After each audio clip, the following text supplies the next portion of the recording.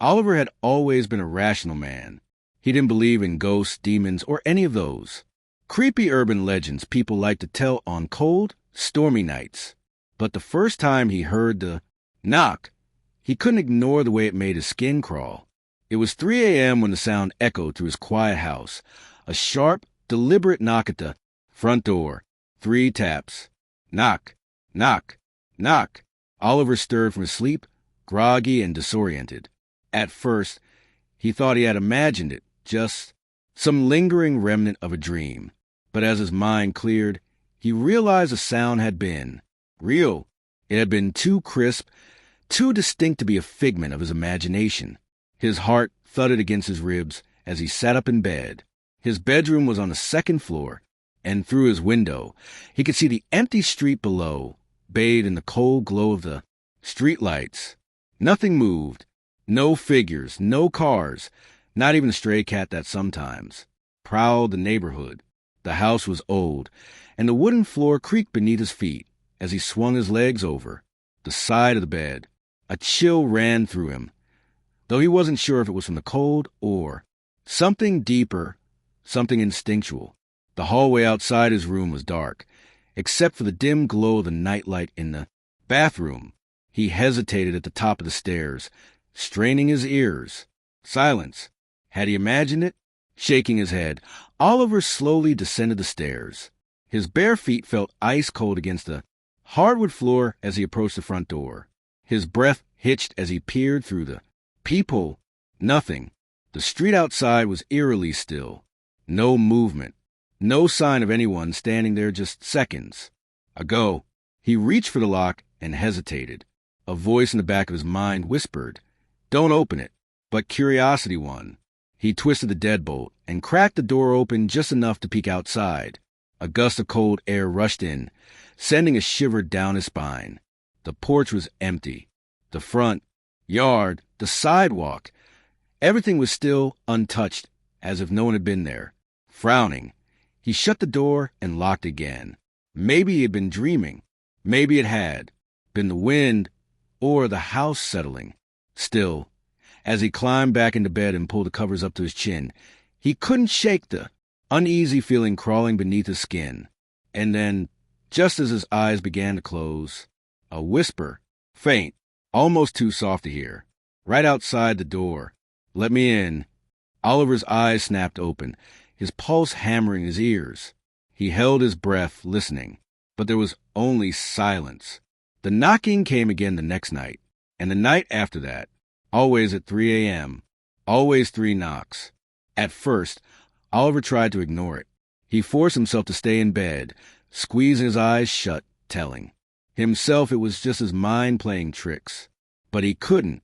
Each knock sent a pulse of fear through his chest, a deep, instinctual terror that made his skin prickle. It felt wrong. By the 4th night, he was ready. He sat in the living room, directly across from the front door, staring at it as the clock on the wall ticked toward 3 a.m., 2:59. He held his breath. The clock struck 3. Knock, knock, knock. Oliver's heart slammed against his ribs. The sound was clear, precise. There was no mistaking. Someone, something, was standing outside his house. He clenched his fists, his nails digging into his palms. This time, he wouldn't be afraid. This time, he would catch whoever was playing this twisted game with him. He grabbed the baseball bat he had brought downstairs earlier and rose to his feet, his pulse thundering in his ears as he approached the door. One deep breath. His hand tightened around the doorknob, and then he yanked it open. Nothing. The porch was empty. The street was deathly still. But something was different this time. As Oliver turned back toward the house, a wave of cold dread washed over him. There, on the wooden surface of the door, were 3 deep scratches. Long, jagged, claw-like marks. His stomach twisted. He hadn't heard anything scrape the door. No dragging. No scratching. Only the knocks. But the marks were there, fresh. Something had been standing there. Something had been watching. The next morning, Oliver called his best friend, Daniel. "There's someone messing with me," Oliver said, his fingers gripping the phone tightly. Every night at 3 a.m. 3 knocks. No one's there, but now there are scratches on my door. Daniel, always a skeptic, chuckled. Dude, it's probably just some kid playing a prank. For 5 nights in a row, always at the exact same time. Oliver ran a hand through his hair. This isn't normal. Daniel sighed. Look, I'll come over tonight. We'll sit on your porch with a camera. When your little ghost knocks, we'll catch them in the act. Oliver wasn't convinced, but he didn't want to be alone when it happened again. Fine. That night, Daniel arrived just before midnight, armed with a camera, a flashlight, and a smug grin. All right, let's bust this mystery. They set up on the porch, bundled in hoodies against the cold, waiting. 2:59 a.m. Daniel adjusted his camera. All right, let's see this. The clock hit 3 a.m. Knock, knock, knock. Daniel froze. His face paled, and his grip on the camera tightened. Oliver swallowed hard, staring at the door. Daniel slowly turned the camera toward the street. And then the porch light flickered. The air changed. It became heavy, thick, like something unseen was pressing against him. The world felt tilted, wrong. Oliver took a deep breath and stood. His shaking hand reached for the doorknob. He threw the door open. Nothing. No wind. No footsteps. No sign of anyone. But then Daniel let out a strangled gasp. He pointed a trembling finger at the ground. There, in the dirt just outside the door, were footprints. But they weren't human. They were long, narrow prints with clawed toes.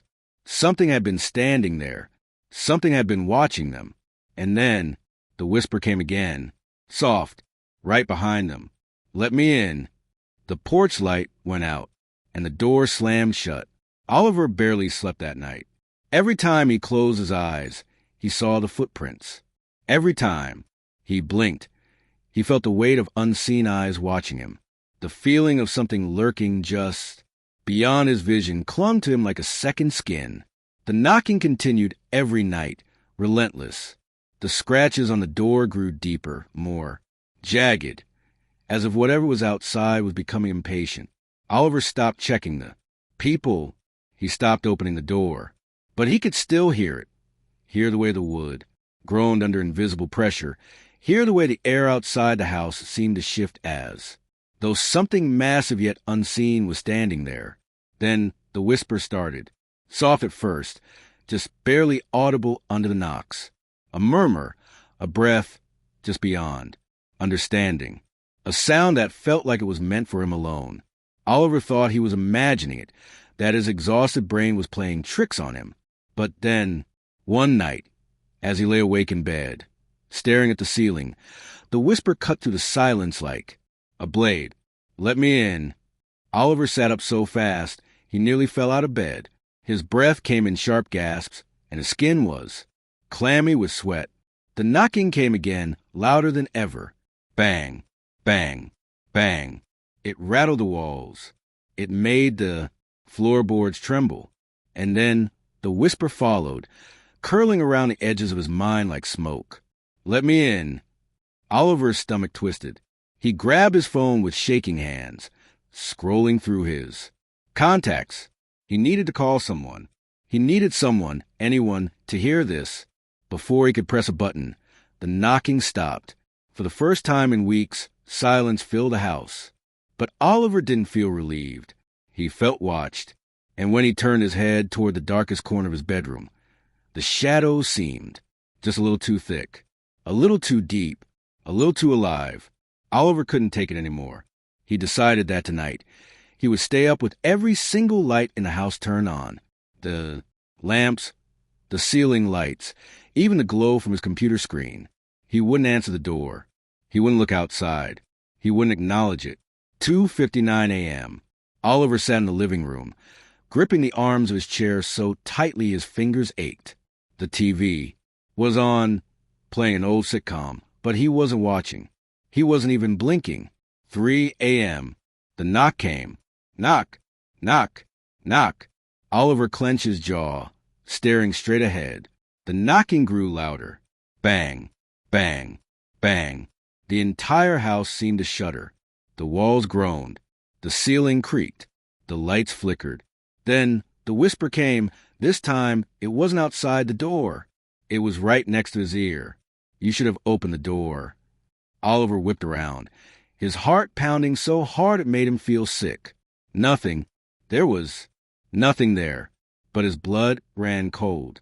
The knock hadn't come from the front door this time. It had come from inside the house. His breath hitched. His eyes darted toward the hallway. The air felt wrong. Thick, heavy, suffocating. The shadows along the walls seemed darker, stretching unnaturally as if they had grown longer in the flickering light. And then, slowly, so slowly that Oliver thought he might be imagining it, one of the shadows moved. A shape, tall and thin, peeled itself away from the darkness. It stood at the edge of the hallway, its head tilted at an unnatural angle. Its eyes were empty voids, black, endless, watching him. Oliver couldn't move. The thing smiled, a wide, unnatural grin that stretched too far, filled with too many teeth. The lights flickered again. Then they went out, and Oliver screamed. The next morning, Daniel arrived at Oliver's house, knocking on the door. No answer. He frowned and knocked again, harder this time. Still nothing. With a growing sense of unease, Daniel pulled out his phone and called Oliver's number. The line rang and rang until it eventually went to voicemail. Something felt wrong. Daniel hesitated for only a second before reaching for the doorknob. It was unlocked. His stomach twisted. Slowly, he pushed the door open. The house was silent. Cold. The air felt thick, heavy, unnatural.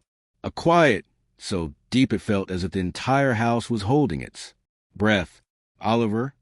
Daniel's voice echoed slightly, unnaturally. He took slow steps into the living room. The chair where Oliver had been sitting was empty.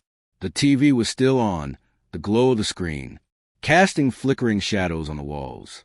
The remote lay on the floor, as if someone had dropped it in a hurry, but Oliver was gone. Daniel's pulse quickened as he turned toward the front door, and stopped. 3 fresh scratches marred the wood. Deeper than before, the grooves cutting through as if something with claws had carved them there. And beneath them, written in smeared, blackened marks, were 2 words. 2 words that sent a chill down Daniel's spine, that made the air in his lungs feel like ice. Let me in. The night air was crisp, carrying the scent of damp earth and fallen leaves. A full moon hung low in the sky, casting eerie silver light over the old graveyard on the outskirts of town. The place had always been the center of ghost stories, the kind that parents told their kids to keep them from wandering too far at night. But for Jake, Lena, Ryan, and Ashley, it was just another challenge. Come on, it's just a graveyard. What's the worst that could happen? Jake smirked, shoving his hands into the pockets of his hoodie. Lena rolled her eyes, shifting nervously on her feet. You say that now, but if we get caught trespassing, it's your fault.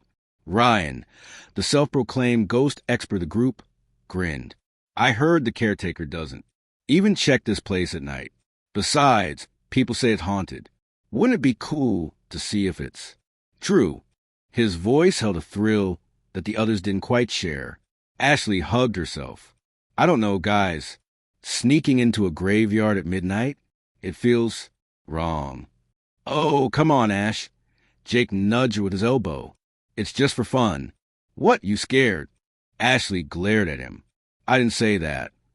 Then let's go. The 4 teenagers squeezed through the rusted bars of the cemetery gate, their feet crunching against dead leaves and gravel. The cemetery was old, one of the oldest in town. Cracked, tombstones jutted out of the earth at odd angles, their names and dates barely legible from years of erosion. Some graves had sunken into the ground, the soil disturbed as if something had clawed its way out. The deeper they went, the more suffocating the air became. The scent of rotting wood and damp moss clung to their noses. The wind whistled through the bare branches of the ancient trees, creating a sound almost like whispers. Lena hugged her arms. I don't like this place. Jake scoffed. It's just an old cemetery. What's there to be afraid of? Ashley stopped suddenly. Her skin prickled with an unnatural chill. Did you hear that? Jake chuckled. Nice try. You're not scaring me. Ryan, however, had gone pale. No, I heard it too. A whisper. Soft. Faint. Calling a name. Lena? Lena's breath caught in her throat.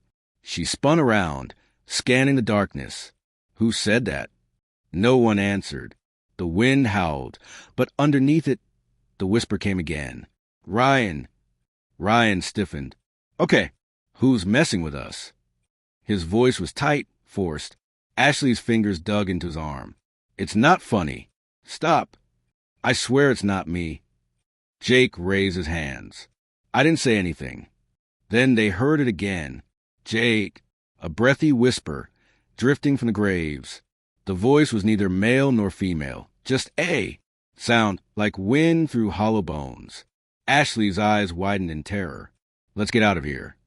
Lena turned to run, but then, Ashley, the whisper came from directly behind her.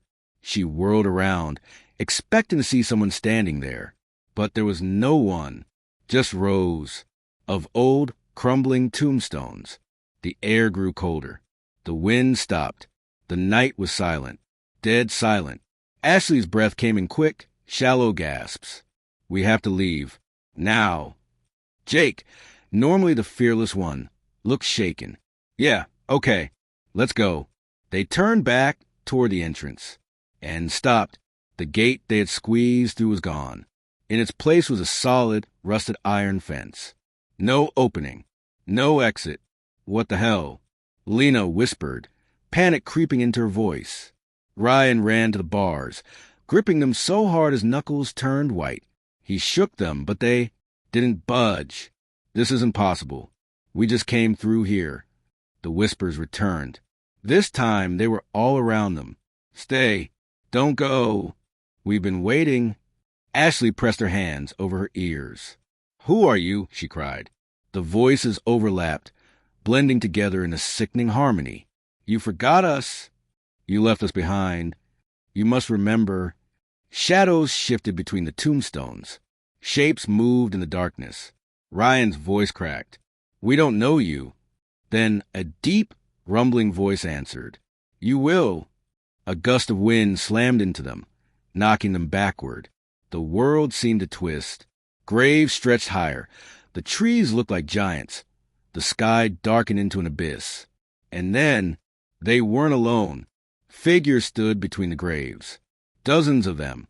Pale faces. Hollow eyes.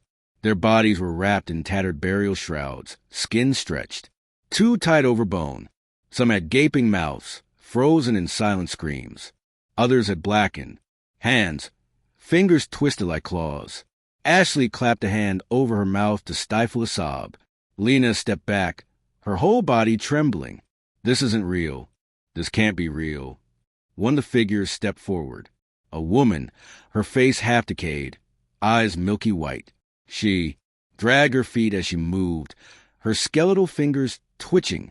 You left us behind, she whispered. Jake shook his head violently. We don't know you. We've never been here before. The woman tilted her head, her jaw creaking as she grinned. Not you, them. She raised a bony finger, pointing behind them, slowly.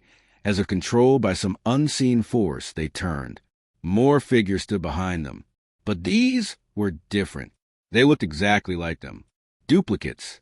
Twins. Their own faces, staring back at them. Ashley's doppelganger had empty black eyes. Lena's double had a twisted, eerie grin. Ryan's copy was missing a chunk of flesh from his cheek, exposing bone. And Jake's mirror image was staring motionless, his lips parted as if he were about to speak.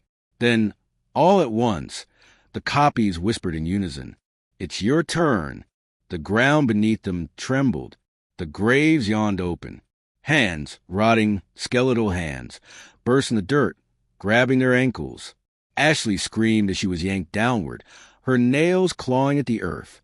Lena kicked and thrashed, but the grip was too strong. Ryan and Jake struggled, their voices rising in sheer terror.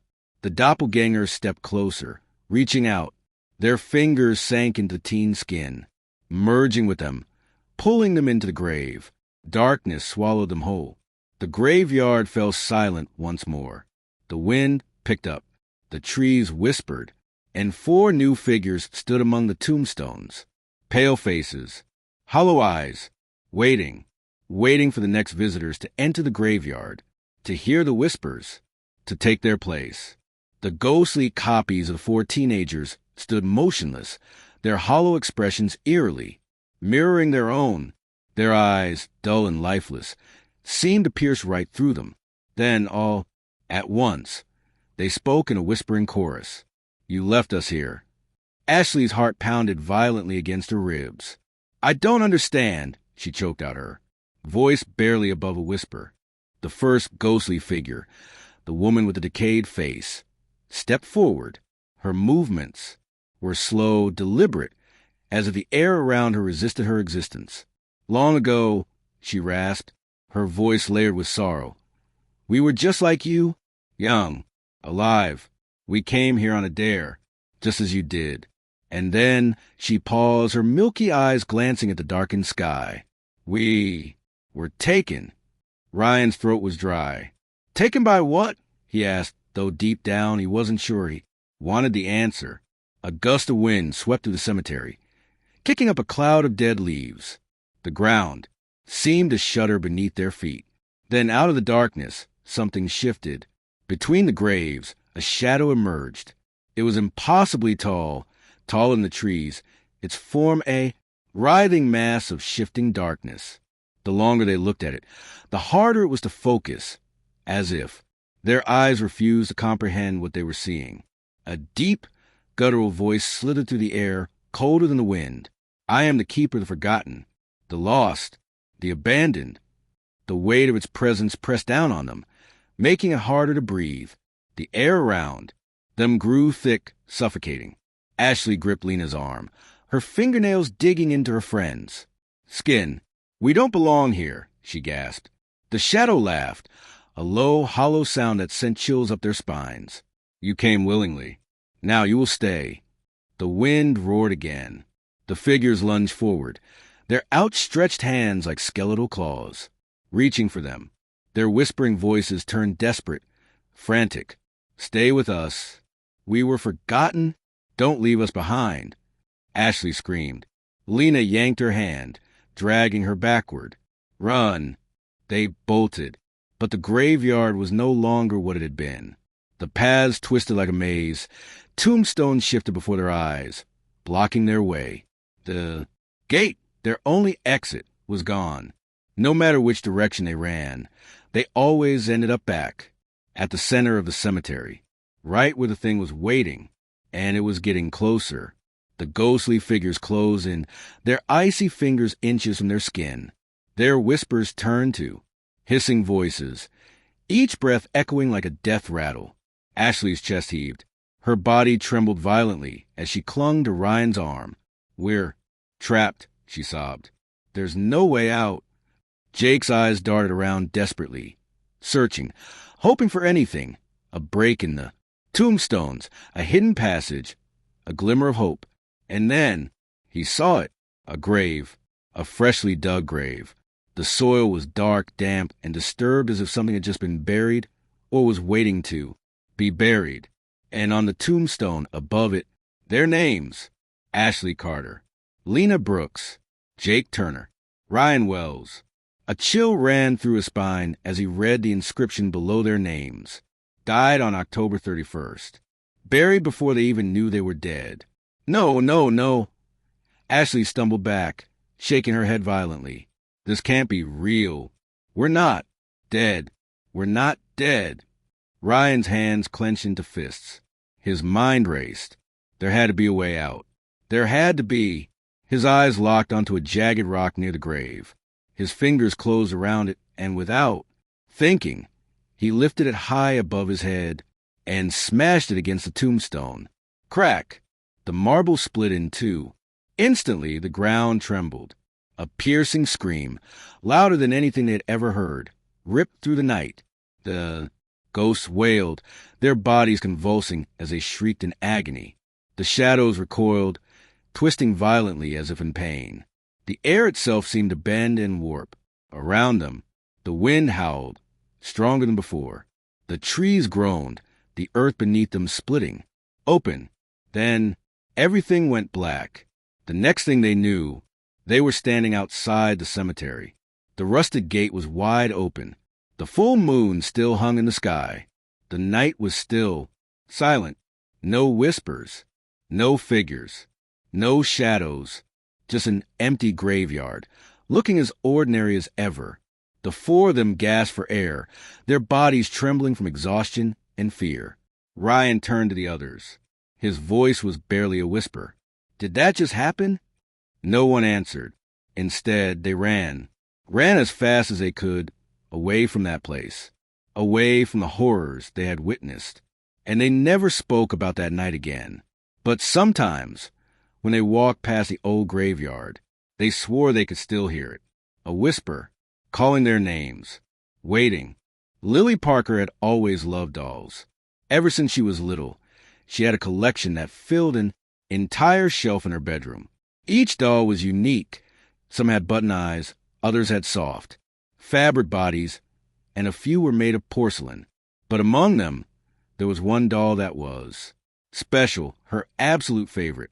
It was a beautiful porcelain doll with long golden hair, icy blue eyes, and a delicate pink dress, made of lace.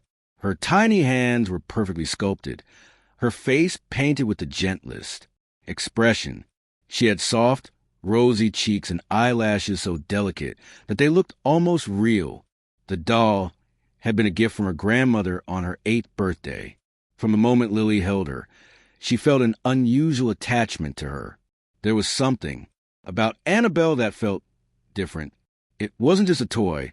It almost felt like a friend, someone who was always watching over her. Unlike her other dolls, which sometimes collected dust from. Being untouched, Annabelle was always with Lily, whether on her bed, at her desk, or in her arms while she read. Lily named her Annabelle. At first, Annabelle was just like the rest of her dolls, sitting neatly on the shelf, watching over Lily as she played or slept. Lily would brush her hair every night and make sure her dress was neat before tucking herself into bed. She loved Annabelle, but as the weeks passed, strange things started happening. Annabelle wouldn't stay in one place. At first, it was small things. Lily would set her on the shelf at night, but in the morning, she would find her sitting on her desk. Sometimes, she'd leave Annabelle in her toy box, only to come back and see her lying on the bed as if she had been placed there. Lily didn't pay much attention at first. Maybe she had forgotten where she put her. Maybe her mother had moved her while cleaning. But then it started happening every single day. One afternoon, after coming home from school, Lily was horrified to find Annabelle sitting on the windowsill, her blue eyes staring blankly outside. Lily's stomach twisted. She was sure she had left Annabelle on the shelf before going to school. A thought struck her. Max, she called, storming into her younger brother's room. Max, who was lying on the floor playing with his toy cars, barely looked up. What? Lily held up the doll. Stop moving my doll, she snapped. It's not funny. Max scrunched his nose. I didn't touch your creepy doll. Lily frowned. Then how did she get there? Max shrugged. Maybe she moved on her own. Lily rolled her eyes. Dolls don't move on their own. But deep down, she wasn't so sure anymore. That night, Lily made sure Annabelle was sitting properly on the shelf before she went to sleep. She even whispered, "Stay here, okay?" as if the doll could actually listen. Her room was dimly lit by the glow of her nightlight. She had always liked sleeping with a little light on, but tonight, the shadows in the room felt deeper. The corners of the room stretched, darker than usual. Lily pulled the covers up to her chin and closed her eyes. But sleep didn't come easily. She tossed and turned for hours, feeling restless. Every so often, she would open her eyes and glance at the shelf, just to make sure Annabelle was still there. Eventually, exhaustion took over, and Lily drifted into a light sleep. Then, in the middle of the night, something stirred. A soft sound, like fabric brushing against wood. Lily shifted under the blankets, half asleep. Then, a thump. Her eyes flew open. Her breath caught in her throat. Something was in the room with her. Slowly, hesitantly, she turned her head toward the shelf. Annabelle was gone. Lily's chest tightened. Her fingers gripped the blanket as she forced herself to sit up. The room was silent, except for the sound of her own breathing. Her gaze swept across the room, and then she saw it. Annabelle, sitting on her pillow, inches from her face. Lily's heart slammed against her ribs. How? Her fingers trembled as she reached out and grabbed the doll. Her porcelain skin felt colder than usual, almost like ice. Lily bolted upright and hurriedly placed Annabelle back on the shelf, her hands shaking. She told herself it was nothing. Maybe she had moved in her sleep without realizing. Maybe she had sleepwalked. But then it kept happening. Day after day. No matter where she placed Annabelle, the doll would always end up somewhere else. Sometimes it was just a few feet away. Other times, she would be across the room. Once, Lily left Annabelle inside her closet, shutting the door tightly. She even placed a heavy box in front of it, just to make sure it wouldn't open.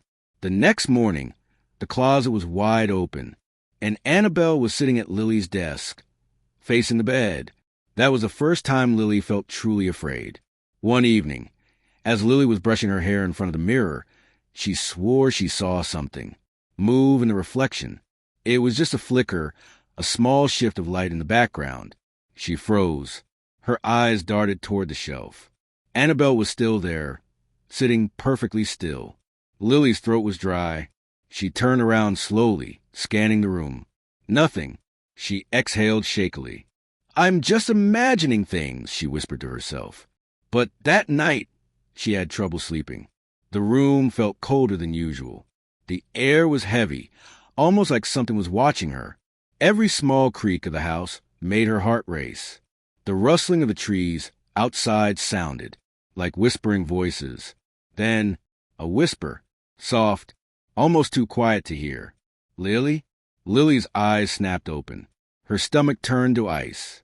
Had she imagined it, or had someone really whispered her name? Slowly, she turned her head toward the shelf. Annabelle was gone.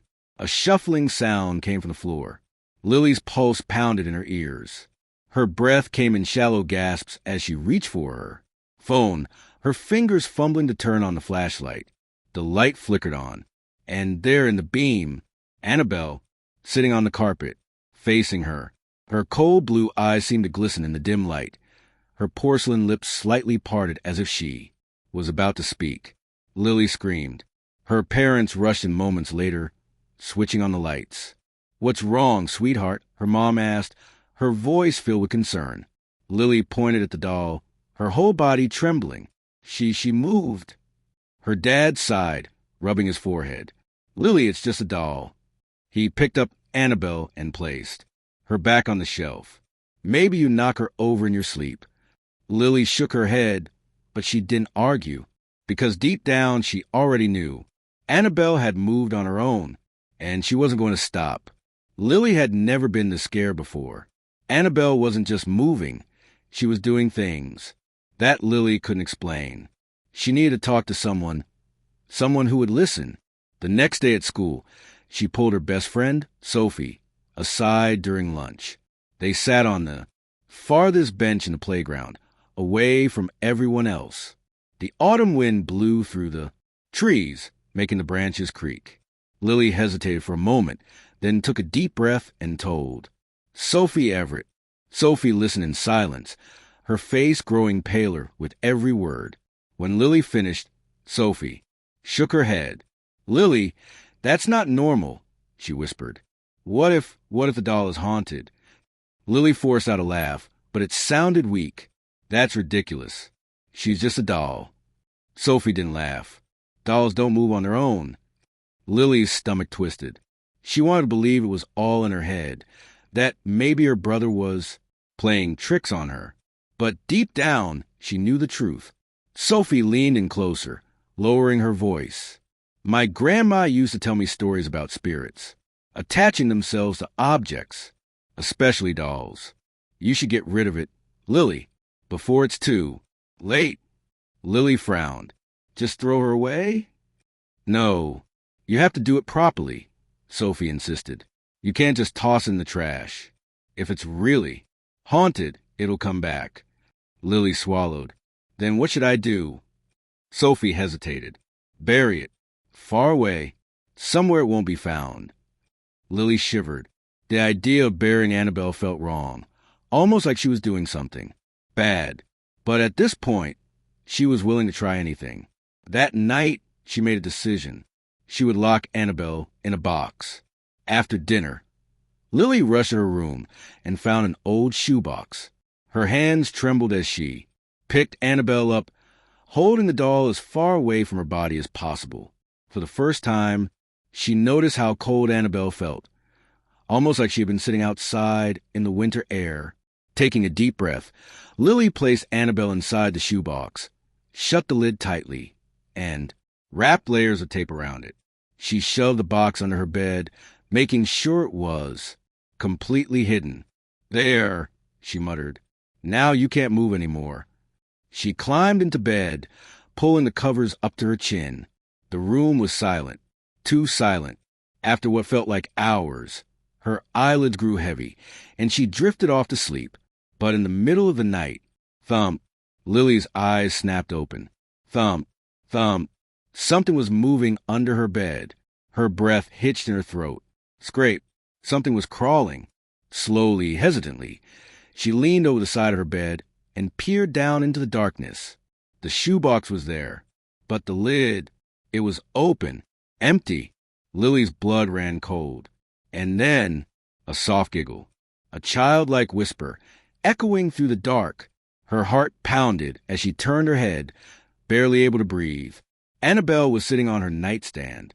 But this time, she wasn't the same. Her head was tilted slightly to the side. Her painted lips were curled into the faintest of smiles. Her tiny porcelain hand was raised, like she was waving. Lily let out a scream that shook the entire house. Within seconds, her parents rushed in, turning on the lights. What's wrong? Her mom asked, eyes wide with concern. Lily couldn't speak. She could only point, her hand trembling. Her dad sighed when he saw the doll. Lily, you have to stop with these stories. It's just a doll. No, Lily choked out. She moved. She got out of the box. Her dad shook his head and picked up Annabelle, placing her back on the shelf. You probably knocked it over in your sleep. Lily knew that wasn't true. Annabelle had moved on her own, and she wasn't going to stop. Lily couldn't take it anymore. She had tried everything, ignoring Annabelle, locking her in a box, even begging her to stop. But the doll wouldn't stop. She kept moving, creeping closer and closer to Lily's bed each night. And now she was smiling. That was the last straw. Lily grabbed her backpack and stuffed Annabelle inside. She didn't care if her parents got mad. She didn't care if it was late. She was getting rid of the doll tonight. The house was silent as she tiptoed to the front door. Her parents were asleep, and she needed to keep it that way. Slipping on her jacket, she carefully opened the door and stepped outside. The wind howled through the trees, sending a shiver down her spine. The woods behind their neighborhood loomed in the distance, dark and endless. Her hands shook as she walked toward them. The farther she went, the harder her heart pounded. Finally, she stopped in a small clearing. The ground was soft from the recent rain, making it easier to dig. She dropped to her knees and began scooping dirt away with her hands. Her fingers were freezing, but she didn't care. Minutes passed. Then, finally, the hole was deep enough. Lily pulled Annabelle out of her backpack. The doll's blue eyes seemed to shine in the moonlight, almost alive. Her breath hitched. She swore Annabelle's smile had grown wider. Stay here, Lily whispered, placing the doll in the hole. She quickly covered her with dirt, padding the ground down as tightly as possible. Then she ran. She didn't look back. For the first time in weeks, she slept peacefully, but in the morning, her heart nearly stopped.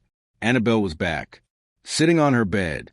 Her dress was covered in dirt, and carved into the wood of the headboard, in jagged, uneven letters, was a single word. Why? Lily screamed. Desperate. She called her grandmother, the one who had given her the doll. Her grandmother was silent for a long moment. Then she spoke. Lily, listen to me carefully, she said. Annabelle isn't just a doll. She once belonged to a little girl named Eleanor, a girl who died many years ago. Her spirit is attached to the doll. Lily's heart pounded. What do I do? Her grandmother hesitated. You must return her to where she belongs. That night, Lily followed her grandmother's instructions. She took Annabelle back to an old, forgotten graveyard at the edge of town. She found Eleanor's grave, weathered, covered in moss. With trembling hands, she placed Annabelle on the grave and whispered, You're home now. The wind picked up. The air grew still. For a moment, Lily swore she saw something. A shadow, a figure of a little girl, smiling at her. Then the wind carried it away. Lily never saw Annabelle again, and she never heard the whispers. But sometimes, when she passed by the graveyard, she felt eyes watching her, waiting. The streets were eerily silent. Rajesh yawned, rubbing his tired eyes as he steered his old taxi through the dimly lit roads of the city. The digital clock on the dashboard glowed 2:47 a.m. in red, a stark reminder of how late it was. The air outside was crisp, carrying the damp scent of the nearby river and an unsettling stillness hung in the air. It was an odd night. Usually at this hour, the roads weren't completely deserted. There would be the occasional drunken men stumbling out of bars, exhausted laborers trudging home, couples whispering quietly in the back seat of his taxi. But tonight, there was no one. The flickering streetlights cast elongated shadows on the asphalt, making everything feel surreal. Rajesh's hands tightened on the steering wheel. He was used to working late nights. But something about this shift felt different, wrong, even. The glowing red numbers on the meter told him he was close to his target earnings for the night. Just one more ride, and he could go home, crawl into bed next to his wife, and wake up to his kids' laughter in the morning. That thought was the only thing keeping him awake. The taxi rattled slightly as he approached an old intersection. The road stretched into the distance, empty and silent, swallowed by the thick fog rolling in from the riverbanks. The mist moved in an unnatural way, swirling slowly, almost deliberately, like unseen hands trying to take shape.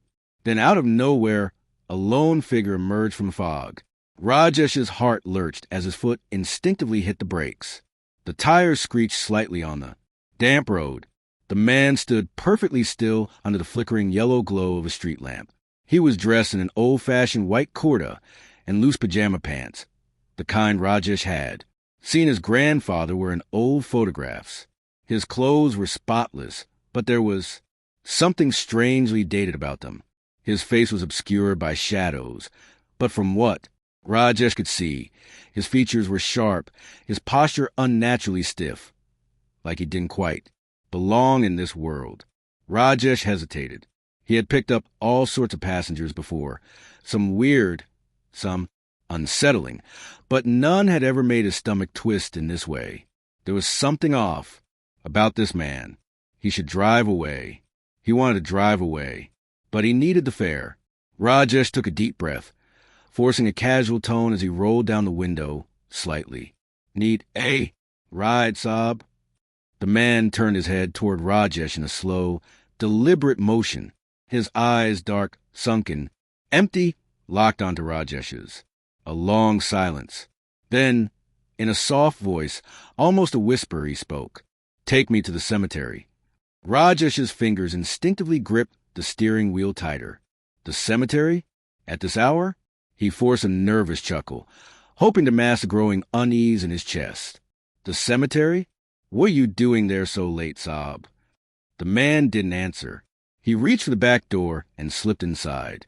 The air in the taxi changed instantly. A sudden, inexplicable coldness settled in the car, unnatural for a summer night. Rajesh shivered despite himself. He glanced at the rearview mirror.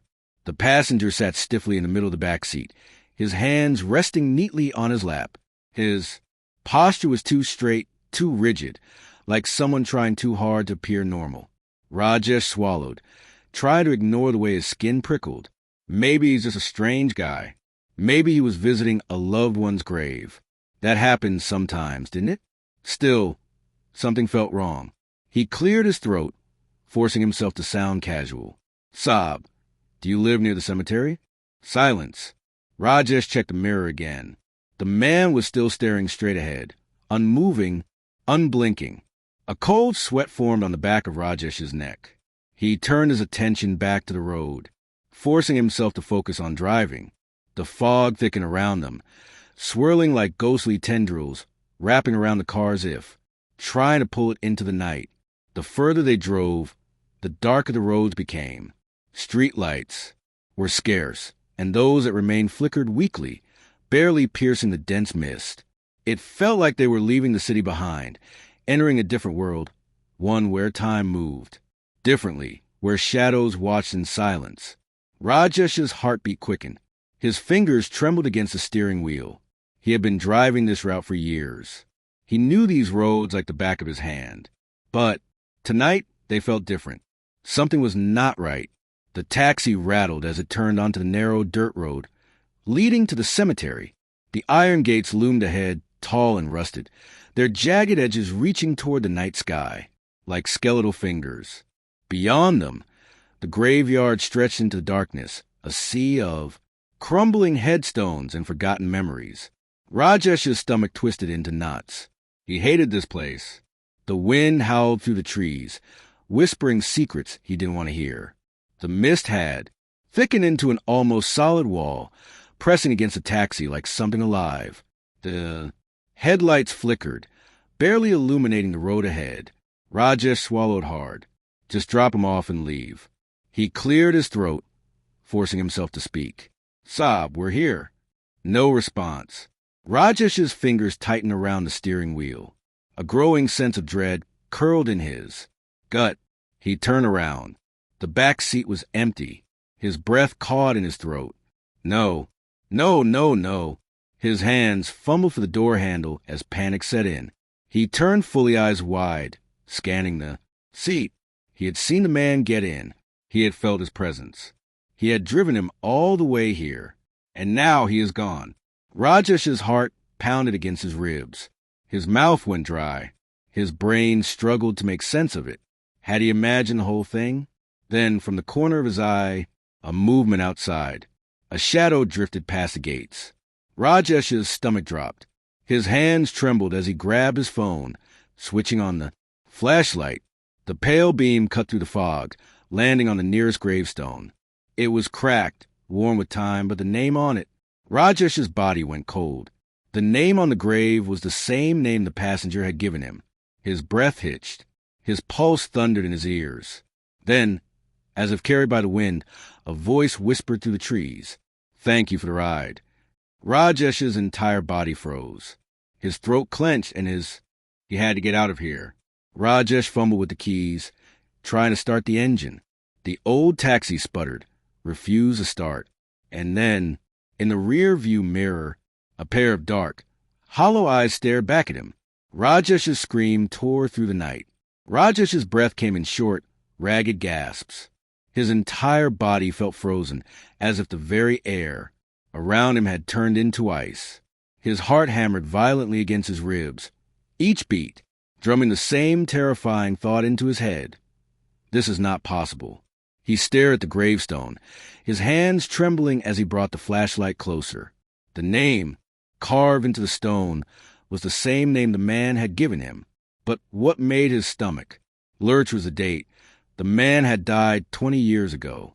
His knees nearly buckled. He took an unsteady step backward, the fog swirling around him, thick and suffocating. The night air was eerily silent, yet a strange presence lingered, pressing against his skin like unseen eyes watching from every direction. Then, from the depths of the mist, a whisper floated through the air, soft, almost gentle, but chilling in its familiarity. Thank you for the ride. Rajesh's breath hitched in his throat. His fingers numbed. His body screamed for him to run. But fear had him rooted to the ground. And then he felt it. A sudden, bone-deep chill. An unnatural cold creeping over his shoulders, slithering down his spine. His instincts screamed. Something was behind him. Summoning every ounce of courage he had left, Rajesh turned. Nothing. But the mist shifted, swirling unnaturally, as if something unseen had just moved. Panic took over. He stumbled back toward the taxi, his hands shaking as he fumbled with the door handle. The metal was ice-cold beneath his touch. He yanked the door open and threw himself inside, slamming it shut behind him. His chest heaved as he jammed the key into the ignition, his hands trembling so badly he could barely turn it. The old taxi sputtered, groaning in protest. Come on, come on. The engine coughed, refused, then finally roared to life. Rajesh gripped the wheel, slamming his foot on the accelerator. The tires screeched against the gravel, kicking up dust as he sped away from the cemetery. His breath was erratic, his heart still, hammering. But relief started to trickle in. He was safe. He was getting out of here. But then the road stretched endlessly ahead of him. He knew this road. He had driven it countless times. Yet something was wrong. The surroundings seemed unfamiliar, distorted. The fog pressed against the windows like unseen. Hands growing thicker, denser, as if trying to pull him back. And then a prickle of cold dread crawled up his neck. Something made him glance at the rearview mirror. And that's when he saw it. His breath caught in his throat. A face, sitting in the back seat, exactly where he had been before, unmoving, expressionless, hollow, dark eyes staring straight at him through the mirror. Rajesh's scream tore through the night. His hands jerked the wheel. The car skidded wildly, tires screeching against the gravel. His vision blurred with panic as he swerved. And then, darkness, a distant voice, muffled, blurred, familiar. Rajesh's head throbbed, a deep, pounding ache that felt like someone was hammering inside. His skull, his body was heavy, each limb sluggish and weak. He forced his eyes open. The harsh morning light stabbed through his vision, making him wince. The sterile white of a hospital ceiling swam above him. The sharp scent of antiseptic filled his nose. His breath came in slow, shallow gasps. His entire body ached, his muscles stiff, as if he had been frozen in fear for hours. "Bia, you're awake!" A voice, his younger brother, Arun. Relief was evident in his tone. His wife stood beside him, worry etched into every line on her face. Rajesh blinked, his throat dry and scratchy. He tried to sit up, but his body protested, every muscle screaming in pain. What happened? His voice was hoarse, barely above a whisper. Arun exhaled shakily. "You're found unconscious on the cemetery road. Your taxi crashed into a tree." The cemetery. Rajesh's breath hitched. The memories rushed back like a flood. The strange passenger. The fog. The gravestone. The face in the mirror. His fingers curled into the bedsheet, his knuckles turning white. He forced himself to ask the question that had been clawing at his mind. Did anyone find a man in my taxi? Arun frowned, his expression turning confused. "Bia."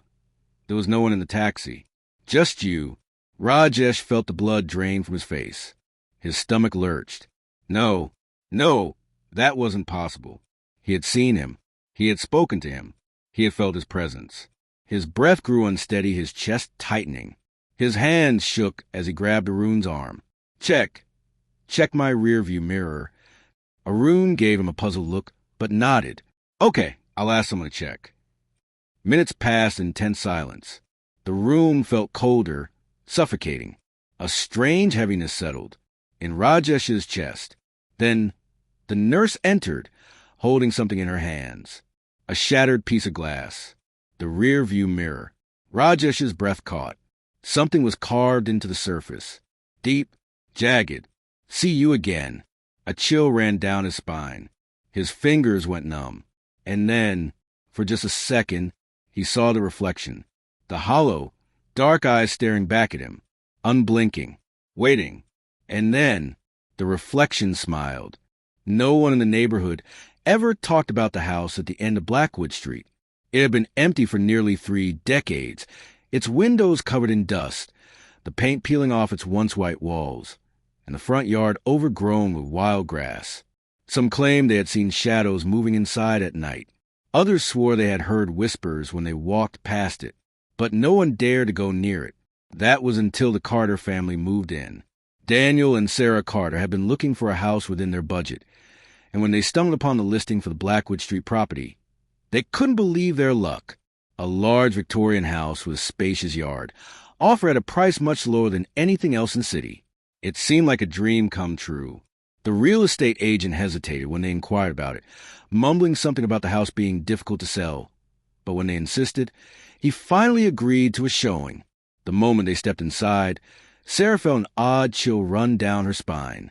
The air was heavy, carrying a strange dampness that shouldn't have been there in a house that had been locked up for years. Dust floated in the dim light, seeping to the old curtains, and the wooden floor creaked under their footsteps. But none of that mattered to Daniel. He was too focused on the potential. A little cleaning, a fresh coat of paint, and this place will be perfect, he had said, squeezing Sarah's hand. Their 8-year-old son, Michael, wasn't as thrilled. He clung to Sarah's side, his wide eyes scanning the dark corners of the house. "Mom, I don't like it here," he whispered. "It smells bad." Sarah knelt beside him, brushing his dark curls away from his forehead. "It's just an old house, sweetheart. Once we clean it up, it will feel like home." Michael didn't argue, but he kept glancing over his shoulder, as if expecting something or someone to appear. They moved in the following week. The first few days were spent dusting, scrubbing, and unpacking. Daniel worked late shifts at his new job, leaving Sarah alone with Michael most evenings. That was when the strange things began happening. At first, it was subtle. The kitchen faucet would start dripping, even though Sarah was sure she had turned it off. The lights flickered, but she dismissed it as faulty wiring. Michael complained that he heard footsteps in the hallway at night, but Daniel assured him it was just the old pipes settling. Then, one night, Sarah woke up to the sound of whispering. It was faint, almost like the wind blowing to the trees, but the words were unmistakable. Soft, hushed voices, overlapping, murmuring in a language she didn't understand. She sat up, her heart pounding. Daniel was sound asleep, beside her. She held her breath and listened. The whispers grew louder. Sarah turned toward the bedroom door. It was slightly open, revealing the dark hallway beyond. For a moment, she thought she saw movement, a shadow shifting against the dim light of the night. But when she blinked, it was gone. Shaking off the unease, she lay back down, telling herself it was just her imagination. The next morning, Michael refused to come out of his room. When Sarah finally coaxed him downstairs for breakfast, he wouldn't eat. His small fingers clutched the edge of the table, his face pale. "What's wrong, baby?" Sarah asked, kneeling beside him. He hesitated before whispering, "There's a lady in my room." Sarah felt a chill creep up her spine. "What do you mean?" Michael glanced toward the staircase, as if making sure no one was listening. "She stands in the corner at night. She has no eyes." Sarah swallowed hard. "Michael, that's just a bad dream. There's no lady." Michael shook his head. "She whispers to me." Sarah forced a smile, trying to keep her voice steady. "What does she say?" Michael hesitated, then murmured, "She says she wants to come inside." Sarah's stomach twisted. That night, she stayed up late, sitting in the hallway outside Michael's room. Hours passed, and nothing happened. Just as she was about to head to bed, a cold gust of air rushed past her. The hallway light flickered. Sarah's breath hitched as she turned toward Michael's door. It was open. Her heart pounded as she stepped inside. The room was empty except for Michael, fast asleep in his bed. But something felt wrong. The air was thick, suffocating. And then she saw it. In the corner, where the shadows were darkest, a shape was standing. Tall, motionless, watching. Sarah gasped, stumbling backward, her hand flying to the light switch. The moment the light flickered on, the figure was gone. The room was empty. She barely slept that night. The next day, she called Daniel at work, her voice trembling as she explained what had happened. He tried to calm her, suggesting it was just stress, but she could hear the doubt in his voice. Then, the nightmares began. Sarah dreamt a woman in a tattered black dress, standing at the foot of her bed, whispering in a language she didn't understand. She would wake up drenched in sweat, her body frozen, unable to move for several minutes. Michael's behavior worsened. He refused to sleep in his room, begging to stay in Sarah and Daniel's bed. One night, as Sarah tucked him in, he suddenly grabbed her hand, his eyes wide with fear. "She's angry, Mom," he whispered. "She says we need to leave." That was the final straw. Sarah spent the entire night researching the house's history. What she found made her blood run cold. 30 years ago, a woman named Margaret Holloway had lived there, a widow. She had become reclusive after losing her husband and child in a fire. Neighbors claimed she had started speaking to someone who wasn't there, muttering in the dead of night. One evening, she was found hanging from the attic beams. Her last words, scribbled on the wall in her own blood, read, "She is in the shadows. She will not let me leave." Sarah slammed her laptop shut, bile rising in her throat. That night, she told Daniel everything. He finally agreed they needed to leave. They packed their bags, planned to stay at a hotel until they found a new place. But the house wouldn't let them go so easily. As Sarah gathered their things, a sudden, violent banging echoed through the house. The lights flickered wildly. A cold wind howled through the hallways, though every window was shut. And then Michael screamed. Sarah and Daniel ran to his room. The sight that met them was one they would never forget. Michael stood in the middle of his room, staring at the wall.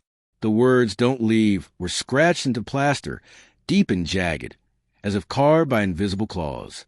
And then the whispering began again, louder this time, more urgent. Sarah grabbed Michael. Daniel yanked open the front door, and they ran. They never went back. A week later, the house was found abandoned again. The words on Michael's wall had vanished. But some nights, when the wind is still, neighbors say they can still hear whispering coming from inside. And sometimes, if you look closely, you can see a figure standing by the window, watching, waiting for someone new to move in. The Carters never spoke of what happened that night. They checked into a motel on the outskirts of town, too shaken to think clearly. Michael refused to sleep alone, clinging to Sarah every time she tried to move away. Even Daniel, always a rational one, lay awake, staring at the ceiling, his face pale in the dim light of the bedside lamp. The next morning, Sarah called a real estate agent. She didn't bother with excuses. "We're leaving the house. Sell it. Burn it. I don't care. We're not going back." The agent sighed on the other end of the line. "You're not the first ones to say that." Sarah gripped the phone tighter. "Then why the hell do you keep selling it?" There was a long silence. Then, in a voice barely above a whisper, he said, "Because it always finds new owners." Sarah's stomach twisted. She hung up without another word. That night, Michael woke up screaming. Sarah and Daniel bolted upright, their hearts racing. Michael sat on the bed, his small body trembling, tears streaming down his face. "She followed us," he sobbed. "She's outside." Daniel rushed to the window. At first, there was nothing, just the empty parking lot, lit by a flickering street lamp. But then a movement, a figure, barely visible in the darkness. A woman in a tattered black dress. She stood motionless, her face obscured by shadows. Then, slowly, her head tilted upward as if sensing Daniel's gaze. The light flickered again, and she was gone. Daniel stumbled backward, his breath ragged. "We need to get out of here." They left before sunrise, driving without a destination. They ended up in another state, renting a small apartment under a different name. They never mentioned Blackwood Street again. But the nightmares never stopped. Sarah would wake up gasping for air, the echoes of whispers still ringing in her ears. Michael grew quieter, his once bright eyes now dull and distant. And Daniel changed. He started staying up late, staring at the walls as if listening to something only he could hear. Sometimes, Sarah would wake to find him standing by the window, unmoving, his eyes vacant. One night, she finally asked, "What are you looking at?" Daniel didn't answer. Instead, he whispered, "She's waiting." Sarah's blood ran cold. "Who?" Daniel slowly turned to her. She followed us. Sarah wanted to scream, to shake him, to tell him it was all in his head. But then she saw something that made her heart stop. His shadow. It stretched unnaturally along the wall, far too long for the dim light of the lamp. And beside his shadow, another, thin, still, watching. Sarah grabbed Michael and ran. They left Daniel behind that night. She never saw him again. Years later, when she finally gathered the courage to look him up, she found an article. A man had been found in an abandoned house, sitting in a chair, staring at the wall, mouth open, eyes hollow, dead. The neighbors claimed they still heard whispers coming from inside. And sometimes, if you looked closely at the window, you could see two figures standing there, waiting for someone new. But Sarah's nightmare wasn't over. 3 nights after reading the article, she woke up to a soft rustling sound in her bedroom. Michael was asleep beside her, his tiny hands curled into fists. Her breath hitched. The rustling grew louder. The closet door creaked open. And in the darkness, just beyond the threshold, a pair of hollow eyes stared back. The last thing Sarah heard before the world went black was a whisper, "You shouldn't have left him."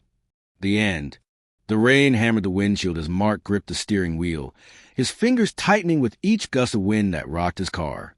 The empty highway stretched ahead, shrouded in mist and darkness, the white lane markers flashing like ghostly apparitions under his headlights. He had been driving for hours, his eyes burning from fatigue, and the storm showed no sign of letting up. Mark exhaled heavily, glancing at the dashboard clock. 2:47 a.m. The next town was about 30 minutes away. If he kept pushing forward, he could reach a motel before dawn and finally get some rest. His wiper struggled against the downpour, each pass barely clearing the windshield before another sheet of water obscured his vision. His eyelids felt heavier by the second. Just a little longer, he told himself. Just a little. A figure appeared on the roadside. Mark's pulse spiked. A woman stood there, barely visible in the torrential rain. She wore a white dress, now soaked and clinging to her thin frame. Her long, dark hair draped over her face, obscuring most of her features. She wasn't waving for help. She wasn't holding out a thumb. She simply stood there. A chill crept up Mark's spine. Who in their right mind would be out here at this hour, in this storm? He hesitated, but instinctively eased his foot off the gas, slowing the car. He rolled the window down slightly as he pulled up beside her, the cold wind carrying a scent of rain and something faintly sweet, like old perfume. "Need a ride," he called out over the roar of the rain. For a moment, she didn't move. Then, slowly, she turned her head toward him. Mark's stomach tightened. Her face was eerily pale, her eyes too large, hollow-looking in the dim light. She blinked once, then nodded. Something about her unsettled him, but he ignored the instinctual warning buzzing in his head. It was just a storm. She was probably just cold, scared, in need of help. He reached over and unlocked the door. She slid in without a word. Mark swallowed as she settled into the seat. The scent of damp fabric and that faint floral aroma filled the car. Water dripped from her dress, forming small puddles on the seat and floor. She shivered violently, wrapping her arms around herself. "You must be freezing," Mark said, adjusting the heater. "Where you headed?" "Hollow Creek," she murmured. Her voice was barely above a whisper, yet it sent a shudder down Mark's spine. He frowned. Hollow Creek? That was odd. The town had been dying for years, most of its buildings abandoned. It was the kind of place people left, not returned to. Still, he nodded and pulled back onto the road. The car's tires splashed through puddles as they drove in silence. Occasionally, he glanced at her. She sat stiffly, her gaze locked forward. Her hands trembled in her lap.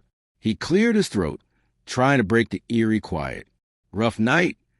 She turned then, too slowly. Her dark eyes met his. and for a second, Mark felt like his breath had been sucked from his lungs.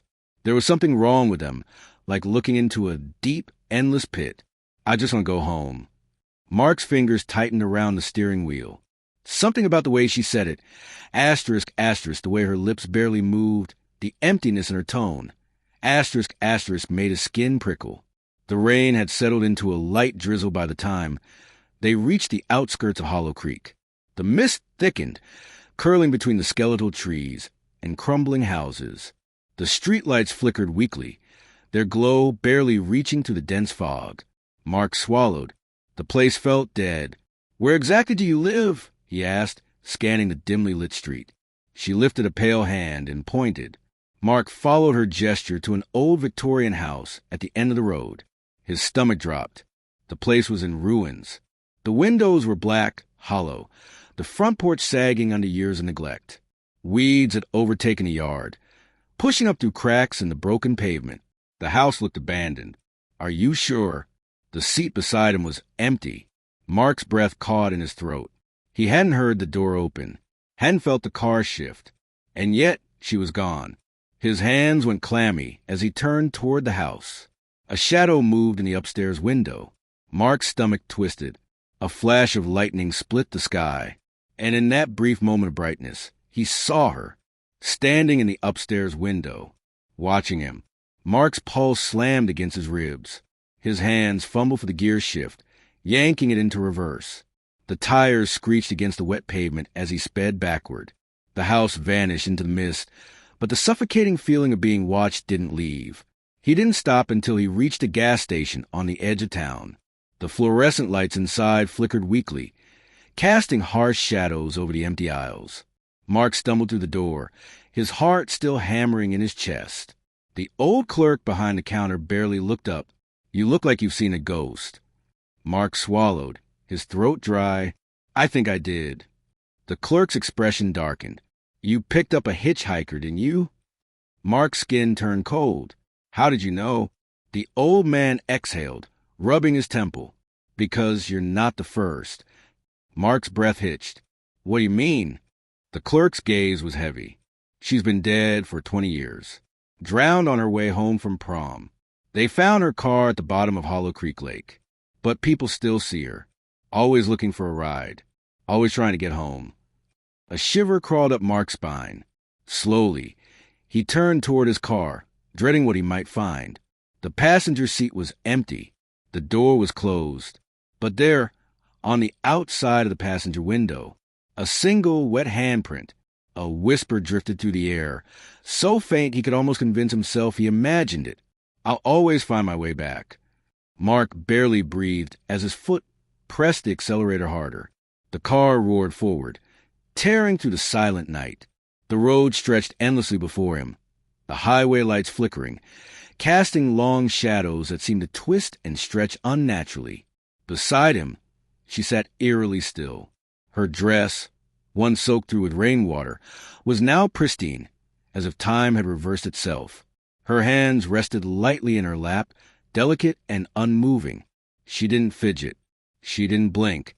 She simply stared straight ahead, her hollow eyes reflecting the distant glow of the headlights. Mark swallowed hard, his grip tightening on the wheel. He had seen her vanish once before, had felt the weight of her absence in the seat beside him. But now she was here again, and this time he was determined. "Hollow Creek?" he asked, his voice barely above a whisper. She nodded, the movement slow, almost mechanical. Mark exhaled and made his choice. Not tonight. He yanked the wheel slightly, keeping the car straight, flying past the exit to Hollow Creek. The moment they passed it, a shift occurred, like something unseen had suddenly become aware of what he was doing. The temperature inside the car plummeted. A thick, suffocating cold filled the air, seeping into his bones. The windshield fogged over in an instant, his breath visible in the icy interior. The radio crackled violently, static screaming through the speakers, distorting into an unnatural, garbled whisper. "Turn back." Mark flinched. The voice wasn't his. It wasn't hers. It came from everywhere and nowhere at once. The girl in the passenger seat stiffened, her hands curling slightly into fists. Her breath hitched, a barely audible gasp slipping from her lips. The pressure around them thickened, the air growing heavier, like the weight of unseen hands pressing against the car, dragging it down. The headlights dimmed, flickering like a dying candle. Mark clenched his jaw and pressed the gas harder. The road ahead stretched endlessly, impossibly long. His stomach twisted. Was he even making progress? It felt like he was driving in place, like Hollow Creek was trying to keep them from leaving. Then, a whisper, "You can't save me." Mark turned his head, slightly. She was fading. Her form grew translucent, a shifting mist of half-existence. Her fingers trembled, reaching for something unseen. "No," he said firmly, heart pounding. "You don't have to go back." The car shook violently, as if something had grabbed it from behind, yanking it backward. The tires screeched against the asphalt. The headlights flickered once, twice, then cut out completely. Darkness. Total. Absolute. Mark's breath came in short gasps. He couldn't see. The road was gone. The world outside the car had vanished. There was nothing but an endless, swallowing blackness stretching in all directions. And in that darkness, something moved. A shape, a shadow. It loomed just beyond the windshield, shifting, stretching unnaturally tall. Its form was amorphous, twisting in ways that hurt to look at. Its fingers, long, impossibly thin, dragged across the hood of the car, leaving behind deep, jagged scratches. Mark's pulse pounded in his ears. The radio crackled again, a broken, guttural voice rising through the static. "She belongs here." The girl shuddered. Her form flickered, fighting against whatever force was pulling her back. Her lips parted, and for the first time, her voice was more than a whisper. "Drive," she pleaded. Mark didn't hesitate. He slammed his foot against the gas pedal. The engine screamed. The tires skidded. The car lurched forward, tearing through the darkness. The shadow behind them howled, a sound that wasn't human, that wasn't meant for human ears. The headlights burst back to life. Suddenly, there was road again. Trees. Sky. The world had returned. The highway stretched before them, leading into the next town. The unnatural cold faded, replaced by the soft, humid air of an ordinary summer night. Mark swallowed hard, glancing to his right. The passenger seat was empty. No water, no scent, no trace that anyone had ever been there. But then, something caught his eye in the side mirror. His breath hitched. The handprint, still on the window, but this time it was on the outside. His fingers tightened around the wheel. The road stretched ahead, nothing but distant headlights and the occasional flicker of neon from gas stations in the distance. Then, barely audible over the hum of the engine, a whisper, so soft it could have been the wind. "I'll always find my way back." Mark didn't stop driving until he reached the next state line. And even then, he didn't look in the mirror again. Ethan Carter had heard the rumors before booking his stay at the Blackwood Inn. Whispers of a cursed room, guests waking up screaming, shadows moving where they shouldn't. But he had never been one to believe in ghost stories. Superstitions were just that, stories people told to scare themselves. Still, as he pulled his suitcase to the grand entrance of the old hotel, an uneasy feeling settled in his chest. The Blackwood Inn stood on the outskirts of town, its once elegant Victorian architecture now weathered by time. The ornate chandeliers still glowed dimly, their golden light unable to chase away the heavy shadows lurking in the corners. The air smelled of aged wood, polished floors, and something faintly floral, lavender perhaps, though it carried a musty undertone. The receptionist, an older woman with graying hair pulled into a tight bun, barely looked up as he approached the front desk. Her wrinkled hands moved slowly over the guest book, and when she finally met his gaze, something flickered behind her tired eyes. "Checking in?" she asked in a low voice. "Yes, Carter. Ethan Carter. I have a reservation for 2 nights." The woman's eyes darted to the register, then back to him. She hesitated for a moment before reaching for a brass key hanging from a row of hooks behind her. Ethan noted that most of the keys were gone, likely indicating a full house, but the one she took down was near the end, room 306. A frown creased her face. Are you sure you want this room? Ethan raised an eyebrow. Why wouldn't I? She exhaled through her nose, shaking her head slightly. No reason. Just, if you hear anything strange, try not to pay it any mind. A cold knot tightened in Ethan's stomach. Strange like what? The woman pursed her lips. The walls here are old. They creak at night. Something in the way she said it, too rehearsed, too dismissive, made his skin prickle.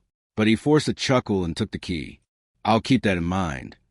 The elevator creaked as it carried him up to the third floor, the dim yellow lights flickering slightly. The doors groaned open, revealing a long hallway lined with dark wooden doors. A thick runner rug muffled his footsteps as he walked toward the end of the corridor, where room 306 waited. He hesitated before inserting the key. The brass numbers on the plaque were slightly tarnished, as though too many fingers had brushed against them. A shiver ran down his spine, but he shook it off and pushed the door open. Inside, the room was unremarkable. A queen-size bed with crisp white sheets, a wooden desk with an old-fashioned lamp, a small TV perched on a dresser. Across from the bed, an ornate mirror in an antique frame hung on the wall. But something about the air felt wrong. It was too still, too quiet. Even the hum of the hotel's heating system seemed absent. He set his suitcase down and walked to the window, pulling back the curtains. Outside, the town's dim streetlights flickered through the mist, but beyond that, there was only darkness. Brushing off his unease, Ethan changed into his nightclothes and climbed into bed. The mattress was firm but comfortable, the blankets warm. He exhaled deeply, willing himself to relax. It was just another hotel. Nothing was going to happen. He drifted off to sleep. A sudden chill jerked him awake. The room was dark, except for the faint glow of the streetlights filtering through the curtains. The air was thick and unnaturally heavy, pressing down on him like a suffocating blanket. His breath fogged slightly in the air, as if the temperature had plummeted in an instant, a sharp contrast to the warmth he remembered before falling asleep. Something wasn't right. The silence wasn't normal. It wasn't the peaceful quiet of a hotel at night. It was something else entirely. A void. The kind of silence that wasn't just the absence of sound, but the suppression of it, like the entire world had stopped breathing. Even the faint hum of the air conditioner had vanished. Then, out of the corner of his eye, he noticed a mirror. At first, it was subtle, just a trick of the dim light. The reflection seemed off, like the room wasn't quite the same as the one he was in. His stomach tightened.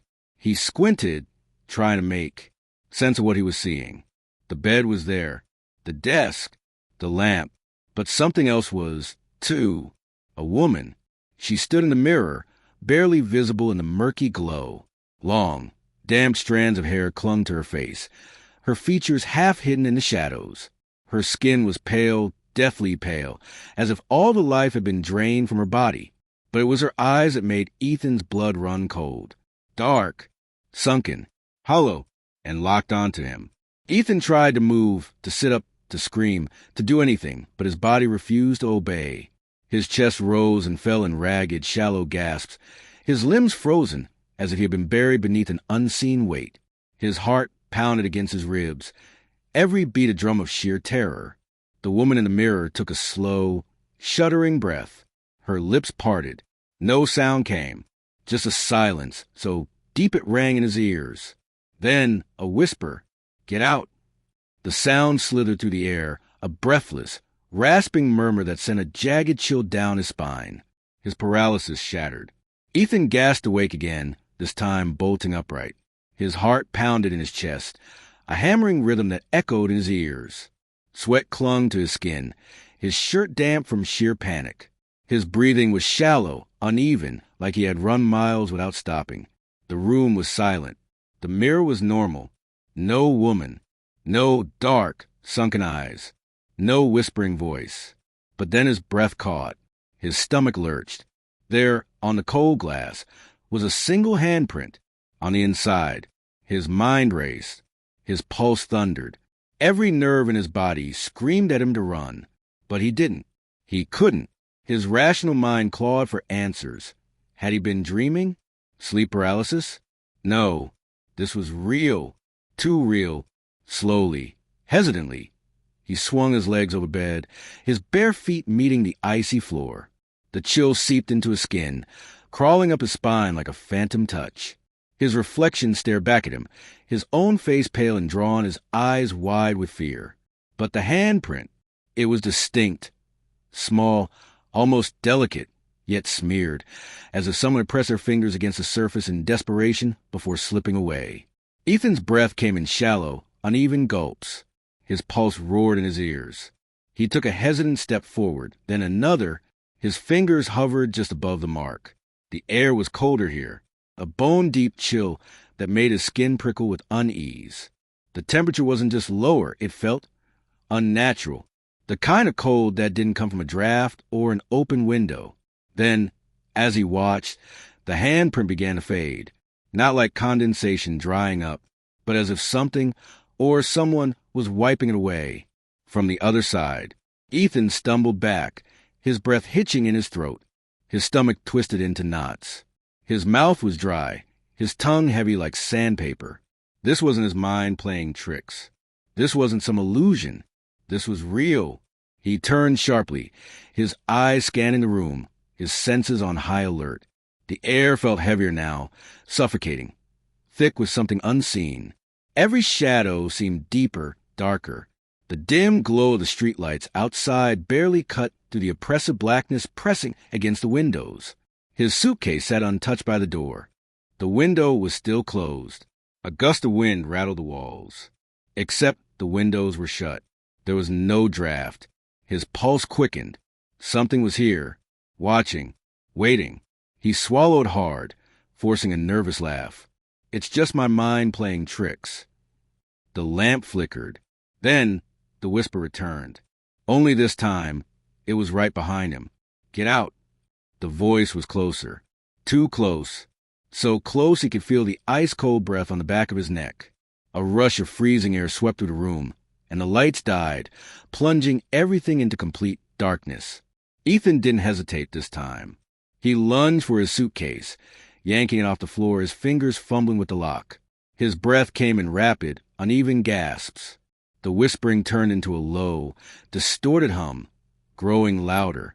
Something moved in the darkness. A shadow, flickering, shifting, crawling along the walls, stretching toward him. The door. He needed to get to the door.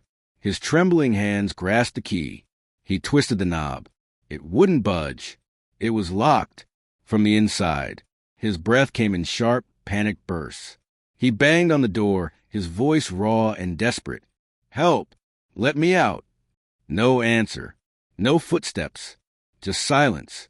Then the whisper returned, right against his ear. You should have listened. His blood ran cold.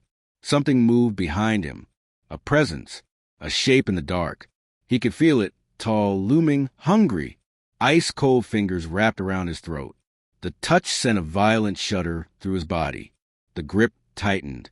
Cold, unforgiving, stronger than anything human. Ethan tried to scream, but no sound came.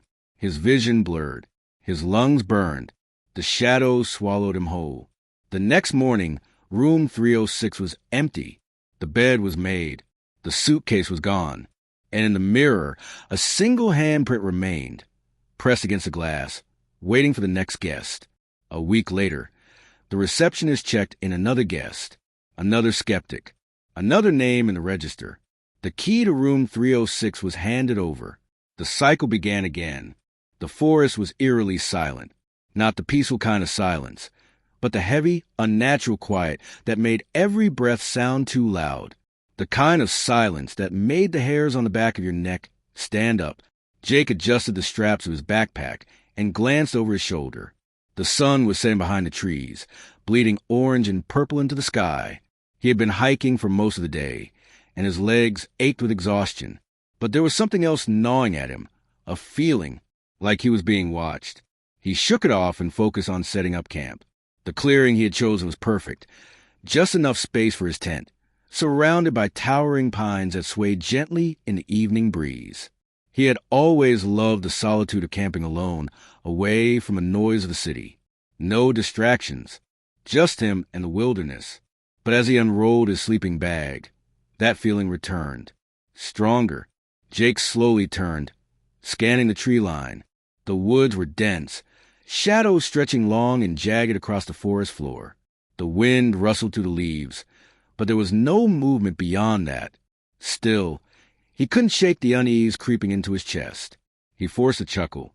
Relax, man. It's just your imagination. But even as he said it, the feeling lingered. The fire crackled, sending flickering light across the clearing. Jake sat cross-legged near the flames, his knife resting beside him. He wasn't scared, just cautious.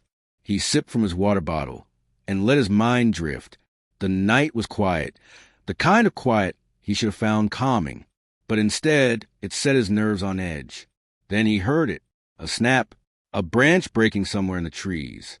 Jake froze, his grip tightening around the handle of his knife. He held his breath, ears straining against the silence. Nothing, probably just an animal.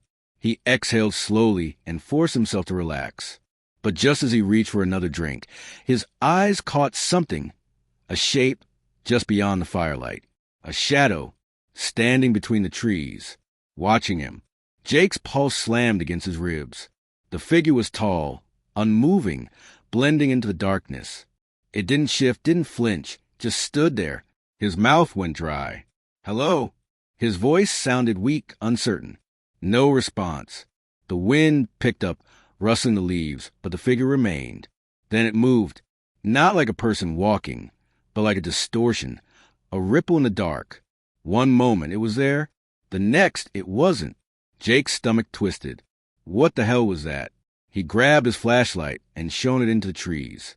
The beam cut through the dark, illuminating rough bark and tangled undergrowth. But there was no sign of anything or anyone. After a long moment, he lowered the light. It was probably just exhaustion playing tricks on his mind. The shadows could be deceiving, especially when he was alone out here. That had to be it. With a deep breath, he crawled into his tent, zipping it up tight. But sleep didn't come easily, because even though the fire outside crackled and the wind rustled through the trees, he could still feel it. That presence, watching, waiting. Jake woke to the soft glow of morning filtering through his tent. The air was cool and damp, carrying the earthy scent of pine and soil. His body ached from the stiffness of sleeping on the hard ground, and his muscles protested as he stretched his arms above his head. He let out a slow breath and rubbed his face. His sleep had been restless, plagued by strange dreams, shifting shadows, whispered voices, the unsettling feeling of being watched. He couldn't remember much, but the lingering unease sat heavy in his chest. Pushing aside the lingering grogginess, he unzipped the tent and stepped outside. The forest was bathed in the golden hues of early morning, the treetops swaying gently in the breeze. Sunlight filtered through the branches, casting dappled patterns onto the ground. The sounds of chirping birds and rustling leaves filled the air, the rhythmic pulse of the wild. For a moment, he almost laughed at himself. The fear from last night seemed ridiculous now. He had let the darkness and exhaustion get to his head. Shadows played tricks, nothing more. His mind had conjured up shapes that weren't there, fueled by the eerie silence of the wilderness.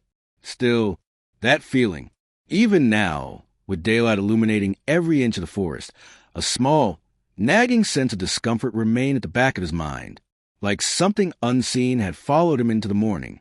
Shaking off the thought, he moved to prepare for the day. He boiled some water for instant coffee, the familiar bitterness helping to ground him.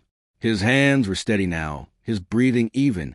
He told himself he just needed to keep busy, to distract himself from the nonsense running circles in his mind. After finishing his makeshift breakfast, he packed up a small bag with essentials, a knife, a map, a flashlight, and some snacks. He figured a short hike would do him good, help clear his head. The trail wound through towering pines and thick undergrowth, the scent of damp moss and fresh earth filling his lungs. With each step, he let the tension ease from his shoulders. The deeper he went into the woods, the more he began to enjoy the solitude again. He followed the trail for about an hour, admiring the untouched beauty of nature. Everything was so still, so perfect. The way the sunlight broke through the canopy, the distant hum of insects. It was exactly why he loved being out here. Then, somewhere in the distance, a branch snapped. Jake stopped. His heartbeat thudded against his ribs as he turned, scanning the dense forest behind him. Silence. Nothing moved. Probably just an animal, he told himself.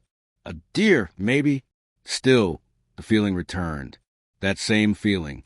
The same one he had last night. The sensation of eyes on his back. His throat tightened. He swallowed hard and forced his feet to keep moving. By the time he returned to his campsite, the sun was already dipping behind the trees, the golden light fading into deep orange and purple hues. The air had cooled significantly, the first hint of evening settling in. Jake exhaled, relieved to be back. The familiar sight of his tent and fire pit made him feel grounded again, safe. But then, something was wrong. His tent was open, not just slightly unzipped, but wide open. The entrance flapped gently in the evening breeze, the fabric swaying as if something or someone had been inside. Jake's stomach dropped. Had he forgotten to close it? No. He was sure he had zipped it shut before leaving. A sharp chill ran down his spine. His eyes scanned the clearing, every muscle in his body tensed. The forest around him remained still. The wind whispered through the leaves, but there was no sign of movement, no sign of anyone. Taking slow, deliberate steps, he approached the tent. His fingers tightened around the knife on his belt. He hesitated for a moment before crouching down and peering inside.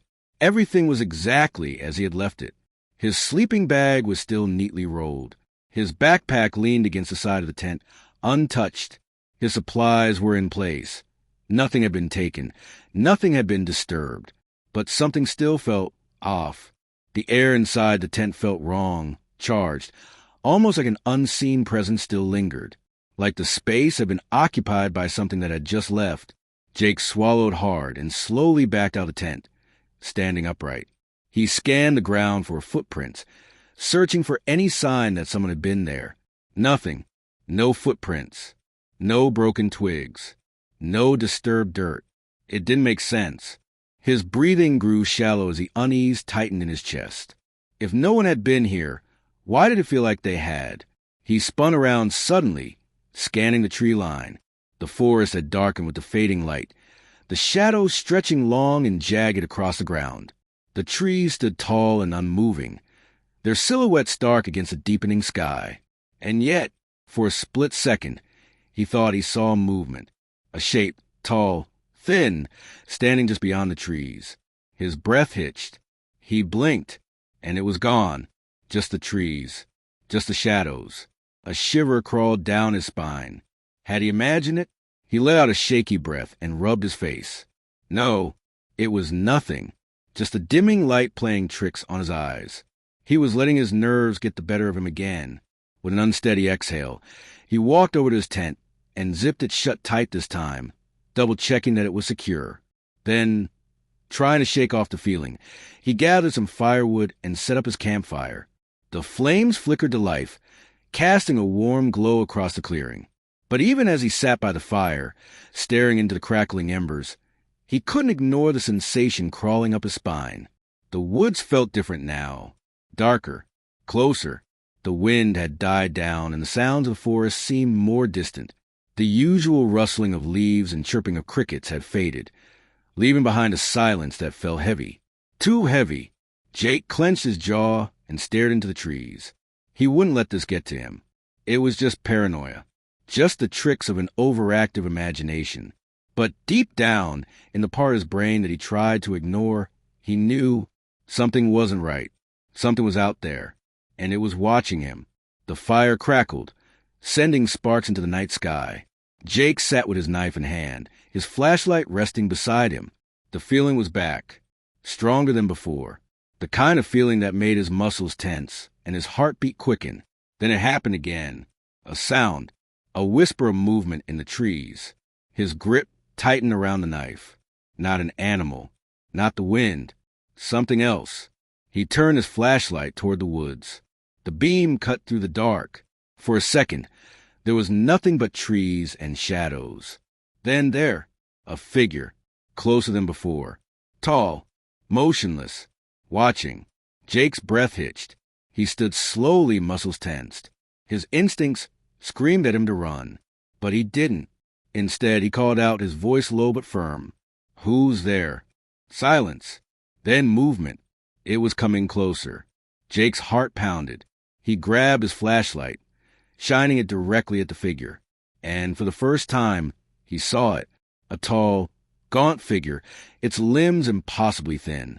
Its face was obscured by the shadows, but its eyes, black, empty, endless. A sharp, suffocating cold filled the air. Then it spoke. "Leave." The words slithered through the dark, a voice that sounded hollow, distant, ancient. Jake stumbled back, his flashlight shaking. His mind screamed at him to move, but his body refused to obey. Then the fire went out. The darkness swallowed him whole. Jake ran, branches toward his arms. Roots threatened to trip him, but he didn't stop. He didn't dare look back. The whispering was everywhere now, surrounding him, closing in. "Leave." He reached the trail, his breath ragged, his legs burning. The trees loomed over him, twisting shadows in the moonlight. Then he saw it, standing at the edge of the woods, closer than ever. It tilted its head, those empty black eyes locking onto his. And then it smiled. Jake didn't wait to see what would happen next. He bolted, didn't stop, didn't look back. He reached his car, fumbled with the keys. His hands trembled, his breath coming in sharp gasps. The engine roared to life. He peeled out of there, gravel kicking up behind him. The last thing he saw in his rearview mirror, the figure, standing at the tree line, watching, waiting. And as he sped down the road, one final whisper followed him. "See you soon." Emily Foster was alone in her apartment when the phone rang. It was late, too late for anyone to be calling. She frowned, glancing at the clock. 11:47 p.m. Her phone vibrated against the coffee table, the screen lighting up with an unknown number. She hesitated. It could be a scam call, a wrong number, or something equally unimportant. But something about it felt off. The number looked familiar, almost like... She swallowed hard, her heart picking up pace. It looked like his number. No, that was impossible. She had deleted it months ago, because her brother was dead. Her fingers trembled as she reached for phone. The ringing seemed louder now, insistent, urgent. Finally, she answered. "Hello?" For a moment, there was only static, a faint crackling noise. Then, a voice, soft, distorted, but unmistakable. "Emily?" Her stomach dropped. She knew that voice. She knew it better than her own. "Matt!" Silence. Her breath hitched. It couldn't be. It couldn't be him. Matt had died 6 months ago in a car accident. She had identified his body herself. The funeral, the grief, the unbearable emptiness of losing her only brother. She had lived through it all. But now his voice was here, on the other end of the line. "Emily, listen to me." Matt's voice came again, shaky and urgent. "You have to leave. Now." Her skin prickled. "What?" She started, but the static flared, drowning out her words. His voice came through again, broken and desperate. "Emily, he's coming. Don't let him in." The call cut off. Silence. The line went dead. Emily stared at her phone, her pulse hammering in her ears. What the hell had just happened? She tried to call the number back. Disconnected. A cold shiver ran down her spine. Had she imagined it? Had the grief finally cracked something inside her? Her thoughts were racing. Try and make sense of what she had just heard. Then, a knock at the door. A single, deliberate knock. Emily froze. The air in her apartment suddenly felt too thick, too heavy. Slowly, she turned toward the door. Her phone slipped from her fingers, landing on the floor with a dull thud. Because beyond the door, in the dimly lit hallway, she could see a shadow. A tall, unmoving figure, waiting. Emily's breathing came in shallow bursts, her chest rising and falling in rapid succession. She forced herself to think logically. Maybe it was a mistake, a hallucination. Maybe she was hearing things, a trick of exhaustion, grief, stress. But the shadow outside her door was real, and it hadn't moved. A heavy, suffocating stillness filled the room, pressing down on her shoulders like an invisible weight. She took a shaky step backward. Her instinct screamed at her to run. But where? She was on the 3rd floor. No fire escape. No back door. The only way out was through the very door where he stood. Her mind replayed Matt's words, each syllable cutting through her panic, like a jagged blade. Don't let him in. Emily swallowed hard. She inched toward the peephole. Slow. Careful. Every movement is deliberate. She was terrified, but she had to see. The wood felt ice cold against her skin as she pressed her forehead against the door. With a trembling breath, she looked through the tiny glass lens. And there he was, a man, tall, dressed in dark clothing, standing completely still. The hallway light flickered, bathing him in sporadic flashes of dim, yellowish glow. Her fingers dug into the doorframe. His posture was unnatural, too rigid, too deliberate, like he wasn't just standing there, but waiting. Emily's stomach churned. His face was hidden beneath the shadows. She couldn't make out his features, but something told her she didn't want to. He wasn't shifting his weight. He wasn't swaying, breathing, adjusting his stance. Nothing. Like he wasn't human at all. A cold, creeping sensation ran up her spine. Emily took a step back, her fingers hovering over her phone on the floor, her mind racing. She had to call someone. The police. A neighbor. Anyone. Then, another knock. Harder. More forceful. Boom. Boom. Boom. The sound exploded through the apartment, vibrating the walls. Emily gasped, stumbling backward. Her legs felt like lead, heavy and useless beneath her. She clutched her chest, trying to steady her breath, but she couldn't. Her heart pounded wildly, erratic and frantic, her body teetering on the edge of panic. She wanted to scream, wanted to run, but all she could do was stare at the door. Boom, boom, boom, louder this time, like a battering ram against the wood. Something in her gut twisted violently, sending nausea rolling through her stomach. This wasn't just some stranger. This wasn't a confused neighbor knocking on the wrong door. This was something else. A presence. Something that shouldn't be here. Emily pressed a trembling hand to her mouth, biting down on her lip to keep from sobbing. The knocking stopped. A beat of silence. Then, a voice. Low, raspy. Not Matt's. Emily. She sucked in a sharp breath, her blood turning to ice. He knew her name. The voice was wrong. Distorted, like a recording played at the wrong speed, slow, dragging, inhuman, like something trying to sound human. Tears burned her eyes. She clapped a hand over her mouth, willing herself to stay silent. Maybe if she didn't move, didn't breathe, he would leave. Maybe he would think she wasn't home. Let me in. Her stomach twisted. No, no, no, no. It was a command, not a question. A demand. The doorknob rattled violently, twisting, jerking, wrenching back and forth with unnatural force. The lock was held. For now. Emily stumbled back, gripping her phone so tightly her knuckles turned white. She had to get out. Now. She scrambled to unlock her phone, but her fingers were slick with sweat, shaking too badly to type 911. Dial 911. But before she could press the call button, the knocking stopped. Silence. Her ears rang from the absence of sound. Her heart pounded in her throat. Was he gone? She strained to hear. Nothing. Then, a whisper. So close. Too close. It was coming from inside the apartment. Don't turn around. She spun anyway, and nothing was there. But the moment she did, the knocking resumed. Louder. More violent. More desperate. Her body moved before her brain caught up. She bolted for her bedroom, slamming the door shut and locking it. She grabbed her phone and, with trembling hands, finally managed to dial. 911. A woman's voice answered, calm and collected. 911, what's your emergency? Emily sucked in a shaky breath. Someone is trying to break into my apartment. The operator asked for her address. Emily whispered it as quietly as she could. "Stay on the line with me," the operator said. "Officers are on their way." Another knock, but this time it came from inside the apartment. Emily's breath caught.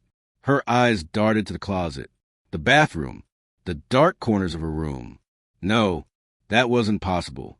The voice from the other side of the door spoke again. "Emily, open the door." Matt's voice, but it wasn't him. Tears spilled down her cheeks. "No, no, no. Please hurry," she whispered into the phone. The knocking grew more intense, more frantic. Then it stopped, a beat of silence. And then, the sound of footsteps. Moving away, Emily held her breath, straining to hear. The apartment grew eerily silent. Minutes passed. Then the sound of sirens. Red and blue lights flashed through her window. She barely heard the officers knocking at the door.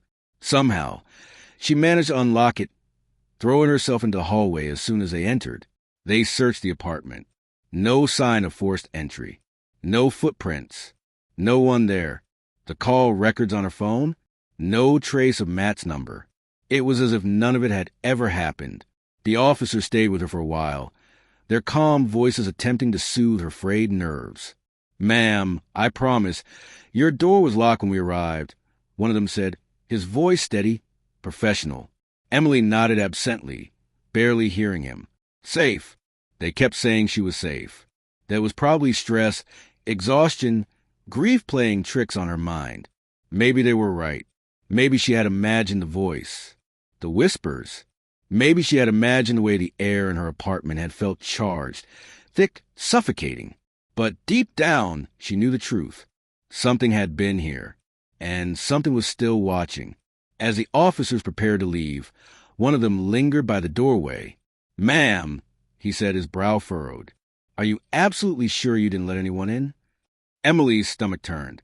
Her lips parted, but no sound came out. Why would he ask that? Something in his tone made her skin crawl. "Why?"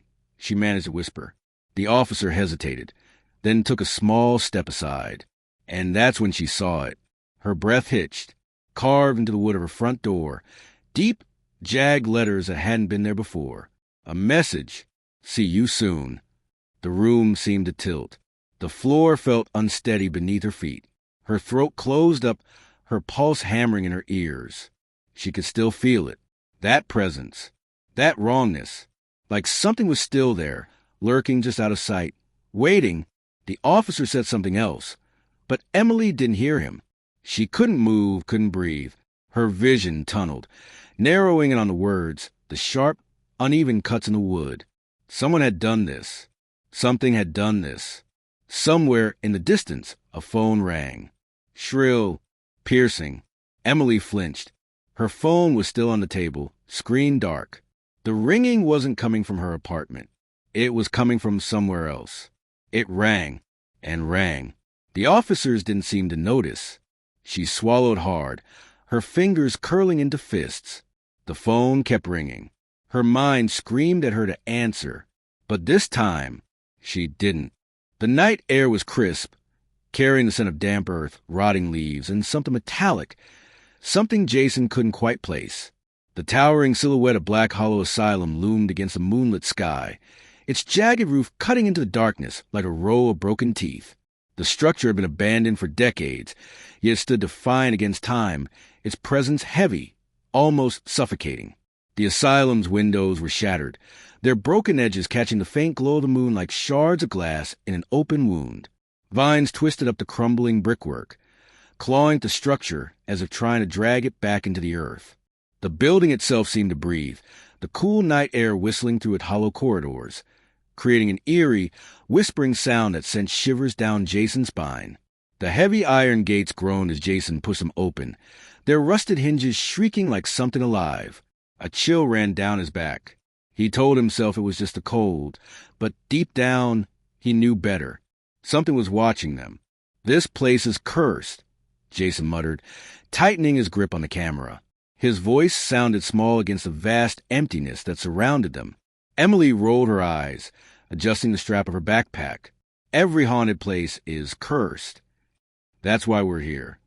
Max, their sound technician, let out a nervous chuckle, though it lacked any real humor. His fingers fidgeted with the EVP recorder in his hands, knuckles white. Yeah, but most haunted places don't have a documented history of 37 patient deaths, a missing doctor, and an entire wing that burned down mysteriously. Jason exhaled, his breath visible in the cold night air. Look, we've been to a lot of places. This is no different. We go in, we set up, and we record. If we get something, great. If not, we move on. Silence. The others didn't answer, because they felt it too. This place wasn't just haunted. It was alive. Jason glanced at the main entrance, its massive double doors still intact despite years of neglect. Faded words were etched into wood above them. Below the inscription, something else had been scratched into the wood. Something newer. Something desperate. Don't listen to them. A gust of wind rushed past, rustling the dead leaves at their feet. Jason felt a pressure in his chest, an invisible weight settling over him. His instincts screamed at him to turn back. Instead, he adjusted his camera strap and took the first step forward. The asylum stood silent.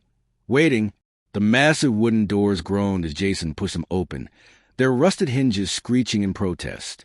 A gust of stale air rushed out, carrying with it the scent of decay, dust, and something foul, something that didn't belong to the living. The beam of their flashlights cut through the thick darkness, illuminating peeling wallpaper, rusted gurneys, and splintered furniture. The walls were covered in faded medical posters, their edges curled with age, their once bright images of human anatomy now smeared with grime. Yellowed patient files lay scattered across the floor, some half open, filled with scribbled notes in handwriting that had long since faded. Jason stepped forward cautiously, his boots crunching on broken glass and brittle paper. The heavy silence of the asylum pressed down on them like a suffocating blanket. Jesus, Max muttered, sweeping his flashlight over the room. It's like they just left. Emily, always a skeptic, let out a short breath. Well, the place was shut down in 1968. If you had a reputation for mistreating patients and a mysterious fire, you'd leave in a hurry too. Max swallowed hard. Still, it's like the air is watching us. Jason ignored him and focused on the admission desk, a once grand structure now covered in dust and deep scratches.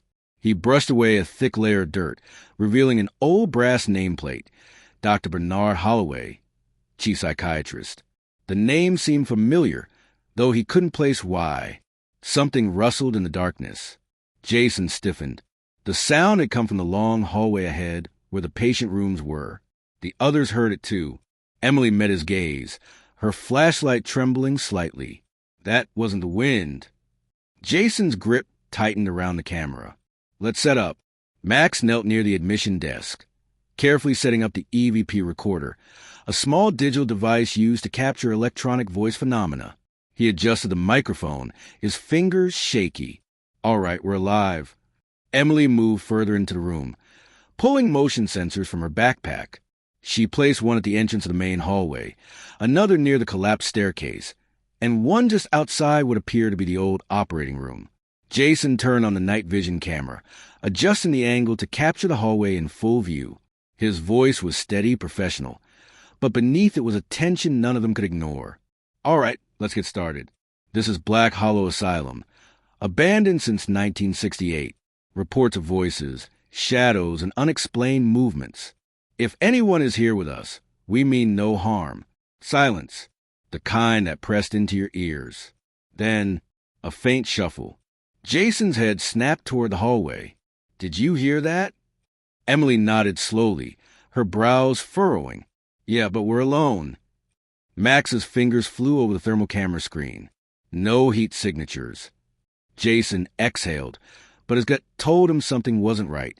The air was heavy now, thick with something invisible, something that felt like it was watching. And then, the EVP recorder crackled. A voice, faint, distant, a single word, drawn out in a whisper. Stay. The asylum had spoken. An hour passed. The team moved deeper inside, their nerves growing taut. Max played back the first EVP recording. The static crackled. Then, a whisper. A voice that hadn't been there before. "Help me." Max's blood ran cold. He rewound the audio, amplifying the sound. The whisper was clearer now. "Please, help me." Emily shuddered. That's a voice. A real voice. Jason, ever the skeptic, crossed his arms. Could be radio interference. Max shook his head. "No way. This is direct. Something is here." Emily turned to the darkness stretching beyond their flashlights. "Then let's find them." They walked deeper into the asylum. The air grew colder. Their breath fogged. The walls, once sterile white, were now stained with time or something else. Jason stopped at an old restraint room, where violent patients had been strapped to their beds. The leather straps still hung loose. The walls were covered in deep scratches.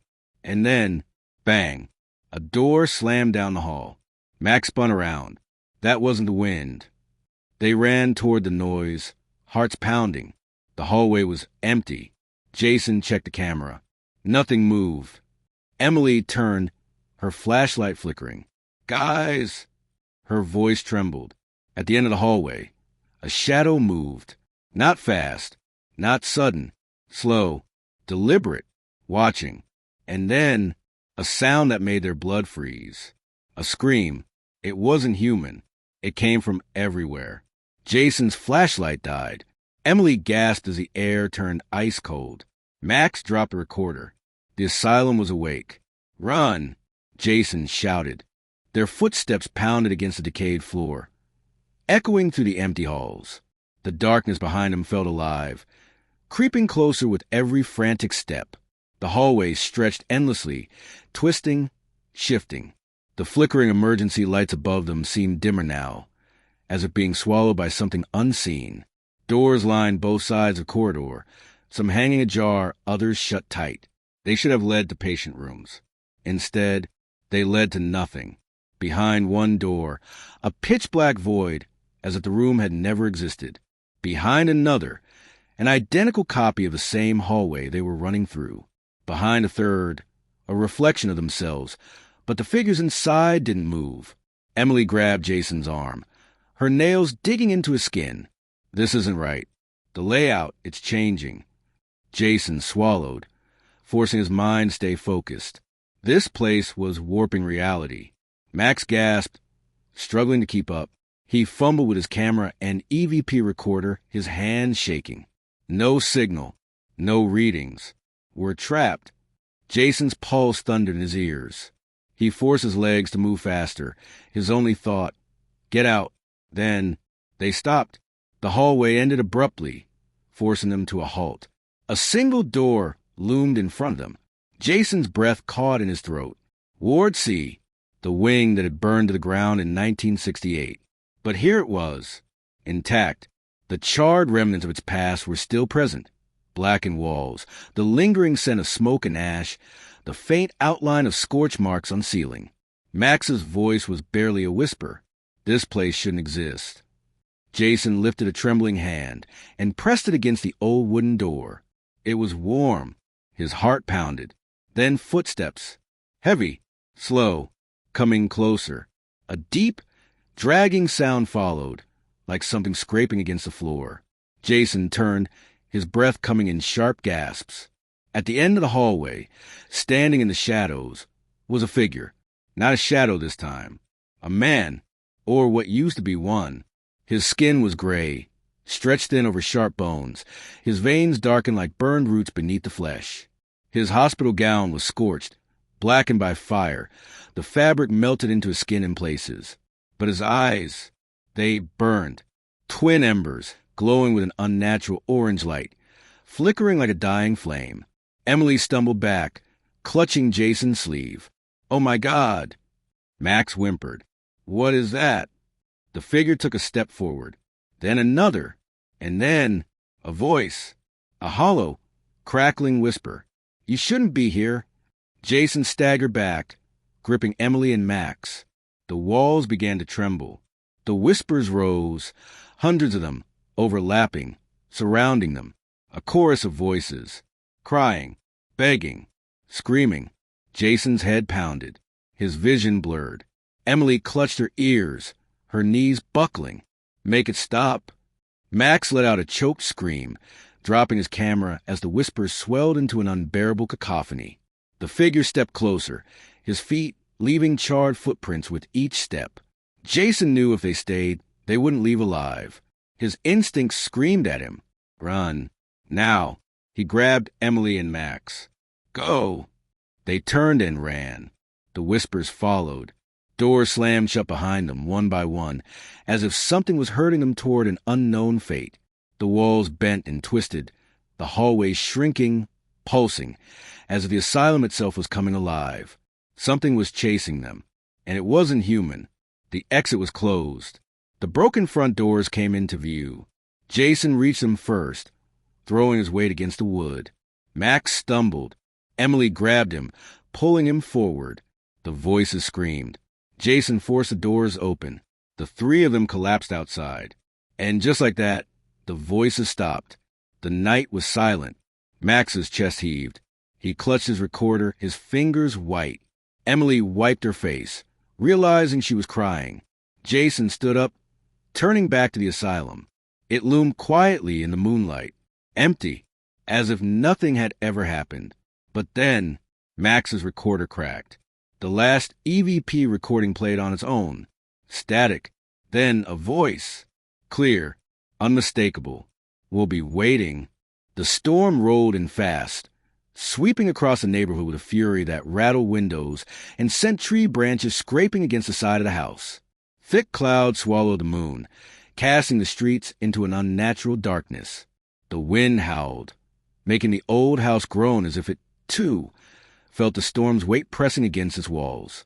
Inside, Lucy sat curled up on the living room couch, her phone resting in one hand, a thick blanket draped over her shoulders. The glow of the TV flickered across her face, casting shadows that danced along the walls. She could hear the rain hammering against the roof, a steady rhythm that filled the silence between the occasional roars of thunder.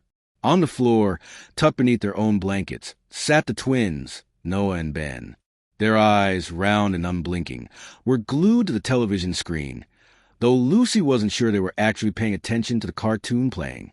They sat too still, their small hands gripping the fabric of their blankets, their bodies tense.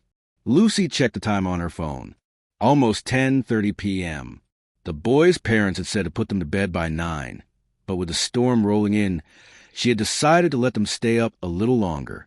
Now, though it was late, "All right, guys," she said, stretching her arms.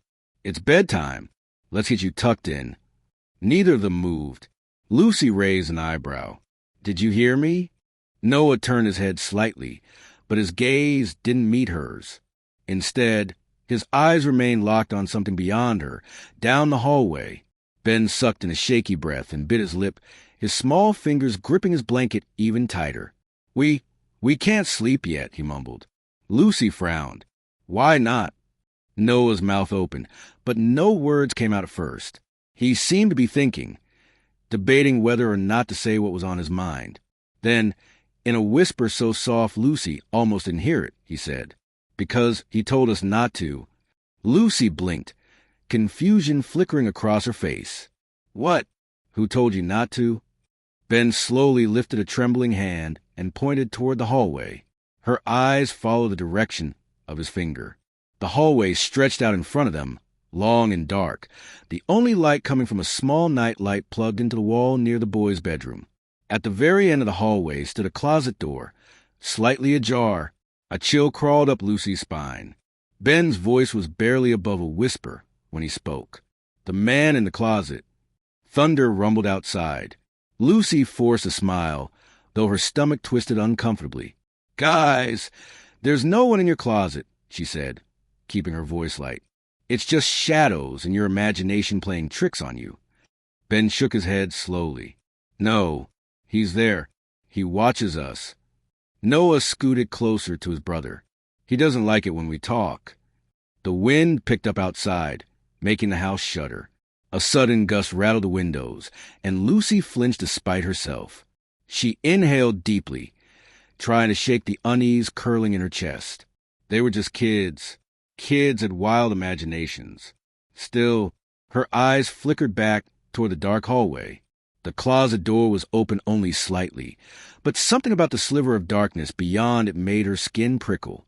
It wasn't unusual for kids to be afraid of closets, but the way the boys sat stiffly, their wide eyes filled with genuine fear, it unsettled her. Lucy sighed and stood up. "All right," she said, stretching her arms. "Let's check it out. But once we see there's nothing there, you both have to go to bed." "Got it." The twins hesitated. Noah's fingers twitched against the fabric of his blanket. Ben swallowed hard, then nodded. Lucy reached for the flashlight on the coffee table and clicked it on. The bright beam cut through the dimly lit hallway, illuminating the wooden floorboards. The boys followed behind her, their footsteps nearly silent. Each step Lucy took made the floor creak beneath her weight. The sound echoed in the quiet house, making it feel as if something else was moving along with them. They reached the closet. Lucy hesitated, her fingers hovering over the doorknob. The metal felt cool, too cool, as if the air around it had dropped in temperature. She frowned. That was strange. The rest of the house was warm. She glanced down at the twins. Noah's breath was shallow, his hands clenched into small fists. Ben bit his lip, so hard it turned white. Lucy inhaled deeply and tightened her grip on the doorknob. "All right, here we go." She swung the door open. The flashlight's beam cut through the darkness inside the closet. Empty. The space was small, lined with shelves holding old board games and shoe boxes. A few jackets hung limply from hooks, their fabric swaying slightly from the motion of the door opening. A pile of folded blankets sat in the corner. Nothing unusual. Lucy turned back to the boys, raising an eyebrow. "See? No one's here." Ben's lower lip quivered. Noah's face remained unreadable. "He's still there," Noah mumbled. Lucy's brow furrowed. She turned back to the closet, shining a flashlight across every inch of it. Nothing but old blankets, jackets, and dust. She exhaled sharply. "Listen, I promise you, there's nothing in here. I'll shut the door and it'll stay shut all night, okay?" The twins didn't reply. Lucy knelt down in front of them, her voice softer. "You don't have to be scared. I'm right outside. Nothing's going to happen." Ben hesitated before nodding slowly. Noah, after a long pause, did the same. Lucy ruffled their hair and led them to bed, tucking them under their covers. As she pulled their bedroom door shut behind her, she heard Noah whisper, "He doesn't like you." Lucy's breath caught in her throat. Her hand froze on the doorknob. She waited. Silence. Shaking off the lingering unease, she turned and walked back to the living room. As she settled onto the couch, she cast one last glance down the hallway. The closet door had moved. It wasn't wide open, but it was no longer fully shut. A small gap remained, just enough for something to watch. The hallway light spilled into the closet, illuminating the small, cluttered space. Dust floated lazily in the air, disturbed by the movement of the door. The walls were lined with shelves filled with old board games, forgotten toys, and shoe boxes that looked like they hadn't been touched in years. A few jackets hung limply on the metal rod above, their sleeves swaying slightly from the shifting air. In the corner, a pile of old blankets sat in a heap, untouched, empty. Lucy let out a slow breath and turned back to the twins. "See," she said, forcing a lightness into her voice. "No one's here." Noah didn't look convinced, his lips pressed into a thin line, his eyes flicking from Lucy to the closet and back again. Ben was trembling, his small hands curled into fists at his sides. Noah was the first to speak. "He's still there," he mumbled. His voice was so quiet. Lucy almost missed it over the distant rumble of thunder outside. "You just can't see him." Lucy shivered. The air inside the closet felt different, heavier, thicker. The smell of dust and fabric softener should have been familiar, comforting even, but instead it seemed stale, stagnant, wrong. It was as if the space had been untouched for decades, yet she knew the boys' parents had organized it just a few weeks ago. She swallowed against the unease curling in her stomach. "There's no one there," she reassured, kneeling in front of them. "Listen, I promise you, no one is in the closet. The door will stay shut, and I'll be right outside, okay?" The twins didn't respond right away. Ben stole a nervous glance at Noah, who finally gave a slow, reluctant nod. Ben followed his brother's lead, though his hands remained clenched. Lucy sighed, ruffling their hair before guiding them to bed. She tucked them in, smoothing the blankets over their small frames, and kissed their foreheads. They still looked uneasy, but they didn't protest further. As she stood and stepped toward the door, her fingers wrapped around the knob to pull it shut, she heard it, a whisper, so soft, so faint, she almost convinced herself she had imagined it. "He doesn't like you." She froze, her breath caught in her throat, her fingers tightening around the doorknob. Noah was staring at her, his expression blank, his eyes too wide in the dim light. The room suddenly felt colder. A gust of wind howled outside, rattling the windows. Lucy forced a small laugh, though her voice felt weak in her own ears. "I'm sure he will get over it." She closed the door gently behind her, but as she walked back down the hall, a gnawing unease clung to her, sinking deep into her bones. Lucy sat back down on the couch, pulling her blanket tightly around her. The warmth did little to stop the creeping sensation along her skin. The storm outside had worsened, rain hammering against the roof like desperate fingers clawing to get in. Wind howled through the trees, their branches scraping against the house with an eerie, rhythmic sound. She unlocked her phone and checked her messages. Nothing. Not from the boys' parents. Not from her friends. A strange, suffocating silence settled over the house. The television was still on, but the volume had lowered, the screen flickering with the last remnants of an old cartoon. It wasn't enough to drown out the unsettling quiet pressing in around her. Then, a soft creak. Her head snapped up. The sound had come from a hallway. Lucy's pulse quickened. It was probably just the house settling. Old houses did that.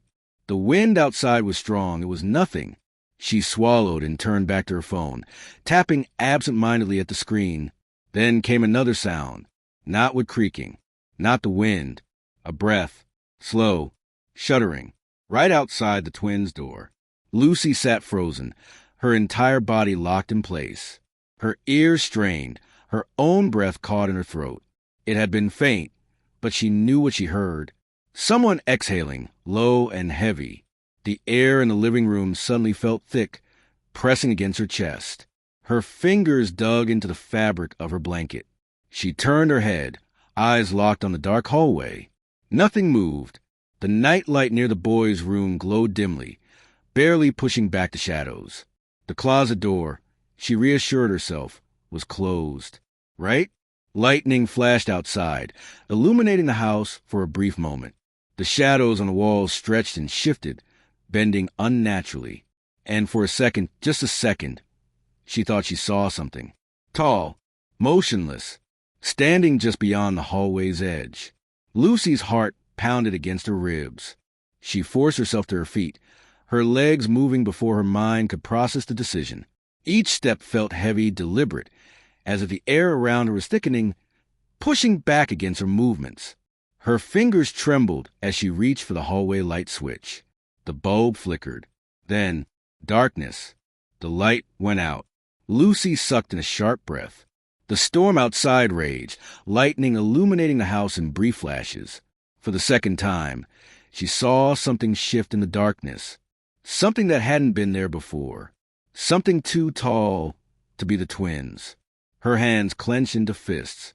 "It's nothing," she whispered to herself. "Just shadows. Just a storm." Steeling herself, she took a cautious step forward. The floor was cold beneath her bare feet.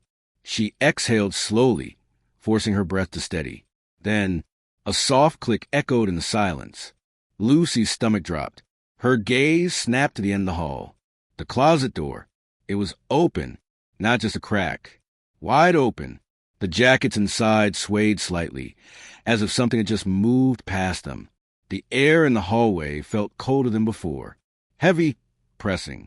The shadows inside the closet stretched unnaturally, curling at the edges like fingers reaching outward. Lucy's breath hitched in her throat. A whisper slithered through the dark. Low, hoarse, not a child's voice. "Not yet." Lucy stumbled back, her hand slapping against the wall as she gasped. The words had been right beside her, near her ear, but the hallway was empty. She turned sharply, expecting. What? A figure? A shadow? Something to confirm the icy dread coiling in her gut? There was nothing. The closet door remained open, its darkness yawning, waiting. Lucy's breathing was shallow, her pulse roaring in her ears. She had to close it. She had to. Forcing her legs to move, she took a hesitant step forward, then another. The air thickened. Another step. The hallway felt longer now, stretched unnaturally, the door growing farther away instead of closer. She could hear something inside, something shifting, something breathing. Lucy reached for the door. Then, just before she could touch it, the door slammed shut on its own. A single whisper crawled through the air. A promise. A warning. Not yet. Lucy stumbled back, her pulse hammering in her ears. No, this wasn't real. She fumbled for her phone. The screen's glow weak against the darkness. Then a message popped up. Unknown number. Did you lock the doors? Her stomach dropped. Her fingers hovered over the keyboard. But before she could type a response, another sound came from behind her. The twins' door creaked open. A soft patter of footsteps. She turned. Noah and Ben stood there, wide-eyed, their small hands clutching each other. Lucy's voice wavered. What are you doing up? Noah trembled. He's mad. Ben whimpered. He's coming. A loud bang. The closet door slammed shut. Lucy grabbed the twins and ran. Her shaking hands fumbled with the front door lock, but it wouldn't budge. The house groaned. No, something inside it groaned. The air turned ice cold. A whisper curled through the room. Not yet. Then, footsteps. Heavy, slow, coming from the hallway. Lucy's breath hitched. The twins clung to her, their small bodies trembling. She turned and saw him. A tall, gaunt figure stood just beyond a glow of the streetlight. His face was wrong, stretched too thin, mouth curling too wide. His fingers twitched at his sides, long and bony, nails blackened. His eyes, there were no eyes, just pits of darkness. A slow, rattling breath left his lips. Then, in a voice that scraped against the walls, he whispered, You shouldn't have looked. The lights flickered. The walls seemed to pulse, shifting, bending. The room closed in. Lucy gasped as the figure stepped forward. The twins sobbed against her, their small hands clawing at her arms. Make him go away, Ben whimpered. Noah's voice was barely a whisper. You can't. The thing in the dark smiled, and everything went black. Lucy's eyes shot open. Morning light streamed through the windows. The house was silent. The twins slept peacefully in their beds. Has it been a dream? She sat up, rubbing her face. Her body ached as if she had run miles. Her phone buzzed. A new message. Unknown number. See you soon. Lucy's breath hitched. She turned toward the hallway. The closet door was open, and inside, a shadow waited. The sky, a bruised canvas of deep violet and molten gold, stretched endlessly over the quiet countryside. The last remnants of daylight clung to the horizon, casting long, eerie shadows to the dense forest that lined the narrow dirt road. A cool breeze whistled through the trees, rattling the dry leaves and carrying the faint scent of damp earth and pine. Sam, Mia, Josh, and Riley walked together, their voices breaking the stillness of the evening. They had taken this path countless times before. It was their shortcut home, a well-worn trail cutting through the woods. Tonight, however, something about the journey felt different. The air was heavier, almost electric, as if the trees were holding their breath. Josh sighed loudly, dragging his sneakers through the loose dirt. This shortcut's a joke, he grumbled. Your secret way is just more walking, Sam. Sam smirked, unfazed. Trust me, it's faster. Mia crossed her arms, unimpressed. You said that half an hour ago. Riley, who had been trailing slightly behind the group, barely heard them. His gaze was fixed on the tree line, where the darkness thickened unnaturally. The trees swayed gently, yet the rustling leaves carried no real sound. An unsettling quiet had settled over the woods, as if something unseen lurked just beyond their sight. Then he saw it. A tunnel. It stood a short distance away, nestled within the undergrowth as though it had been waiting to be discovered. The entrance was wide, almost perfectly circular, framed by thick stone that looked ancient, weathered and cracked by time. Vines crawled up its sides like veins, and the mouth of the tunnel gaped open, swallowing the dim light of dusk. Riley stopped in his tracks. "Guys!" The others turned, following his gaze. Mia's brow furrowed. "That wasn't here before." Josh scoffed, rolling his eyes. "Of course it was. We just never noticed." Sam took a slow step forward, his head tilting in curiosity. "It's weird, though. No signs, no markings, just a tunnel in the middle of nowhere." Riley's stomach twisted. "It feels wrong." Josh grinned, his usual bravado kicking in. Only one way to find out. Stepping inside was like entering another world. The first thing Riley noticed was the air, thick, stagnant, clinging to skin like a damp shroud. It smelled of old earth and something faintly metallic, a scent that sent an uneasy shiver down his spine. Their footsteps echoed eerily against the stone floor, the sound stretching unnaturally down the passage. The tunnel's walls were rough, made of uneven bricks that jutted out at odd angles, like bones pressing through thin skin. The deeper they moved, the more the darkness thickened, swallowing the edges of their vision. Josh flicked on his flashlight, and the narrow beam cut through the void. The tunnel extended far beyond what should have been possible, an impossibly long corridor stretching endlessly ahead. No curves, no breaks, just darkness. "This is awesome," Sam whispered, his voice barely above a breath. Mia shivered, rubbing her arms. "It's colder here." Riley hesitated before reaching out to touch the wall. It was dry, too dry for a place that felt so damp. He swallowed hard. Something's not right. Josh, oblivious to the growing tension, walked ahead with easy confidence. He whistled, the sound bouncing around them before twisting into something unnatural, distorted, stretched, warped. Mia flinched. "Let's not go too far."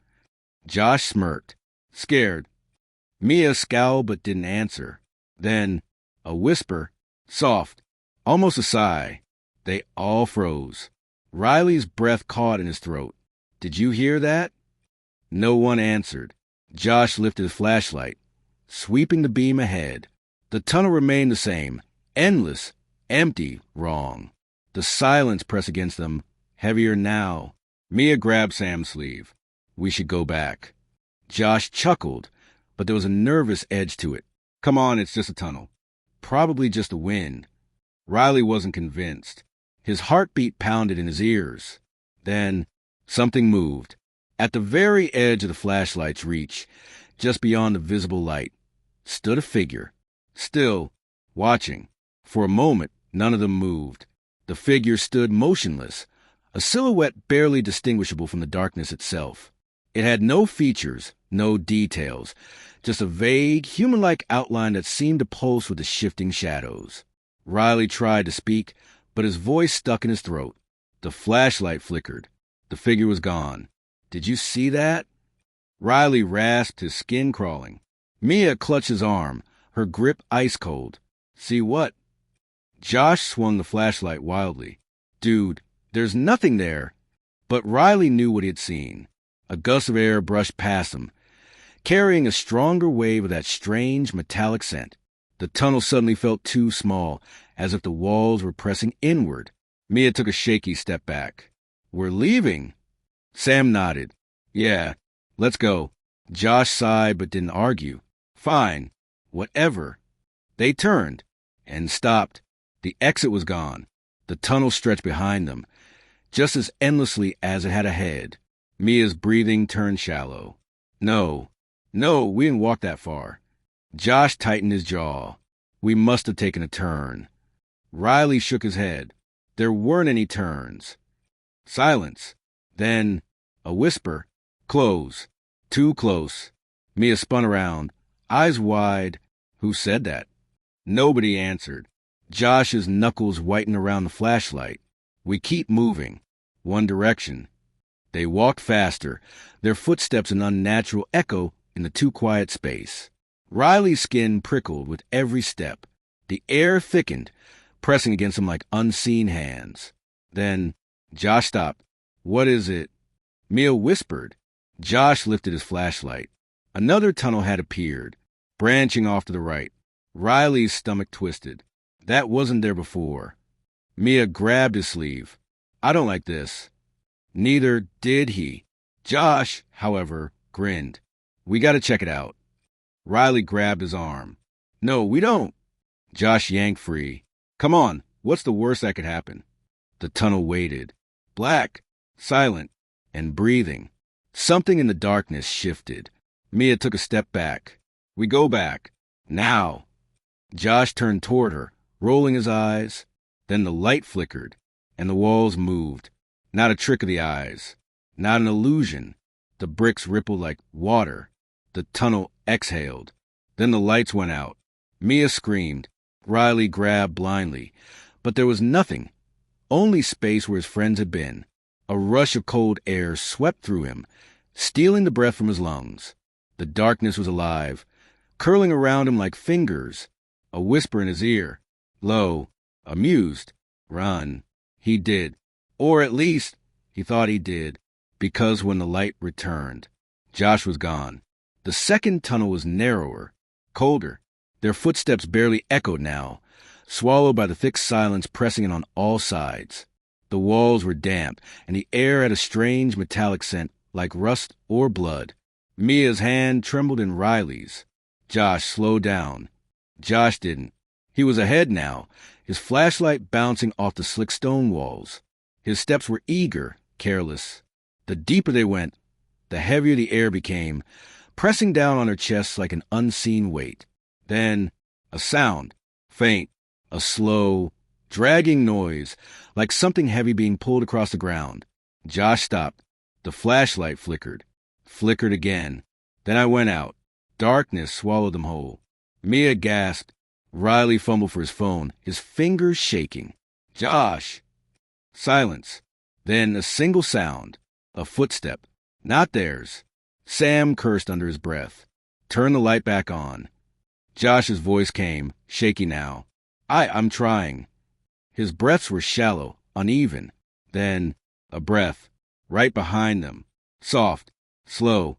Mia screamed. Light flared back on. Josh was alone. Sam's voice cracked.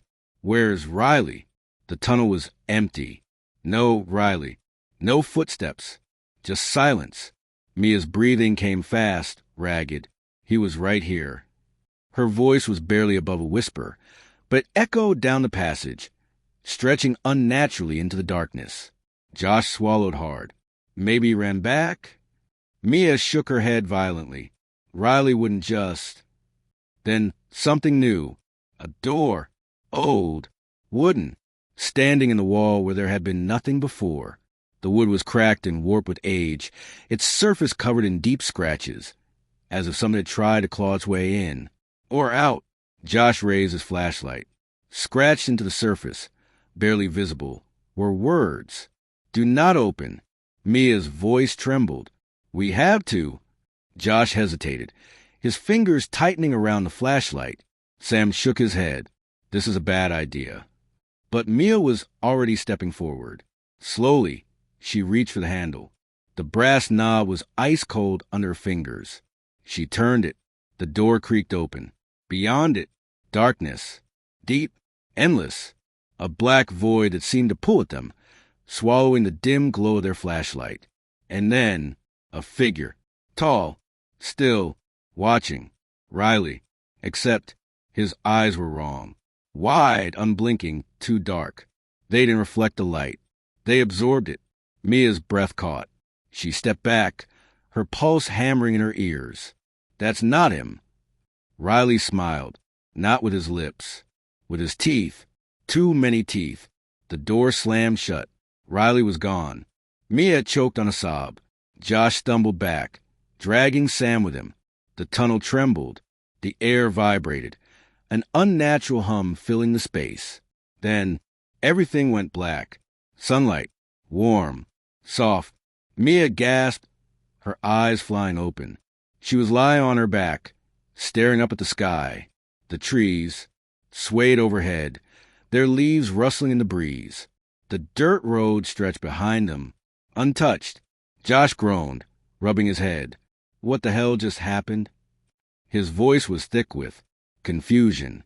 Sam sat up beside him, eyes wild. Where's Riley? They turned. The tunnel was gone. No entrance. No stone archway. Just trees and silence. Mia's hand shook. No. No, no, no. She scrambled to her feet, spinning in circles, searching, calling his name. Nothing. Josh paled. He was right there. He.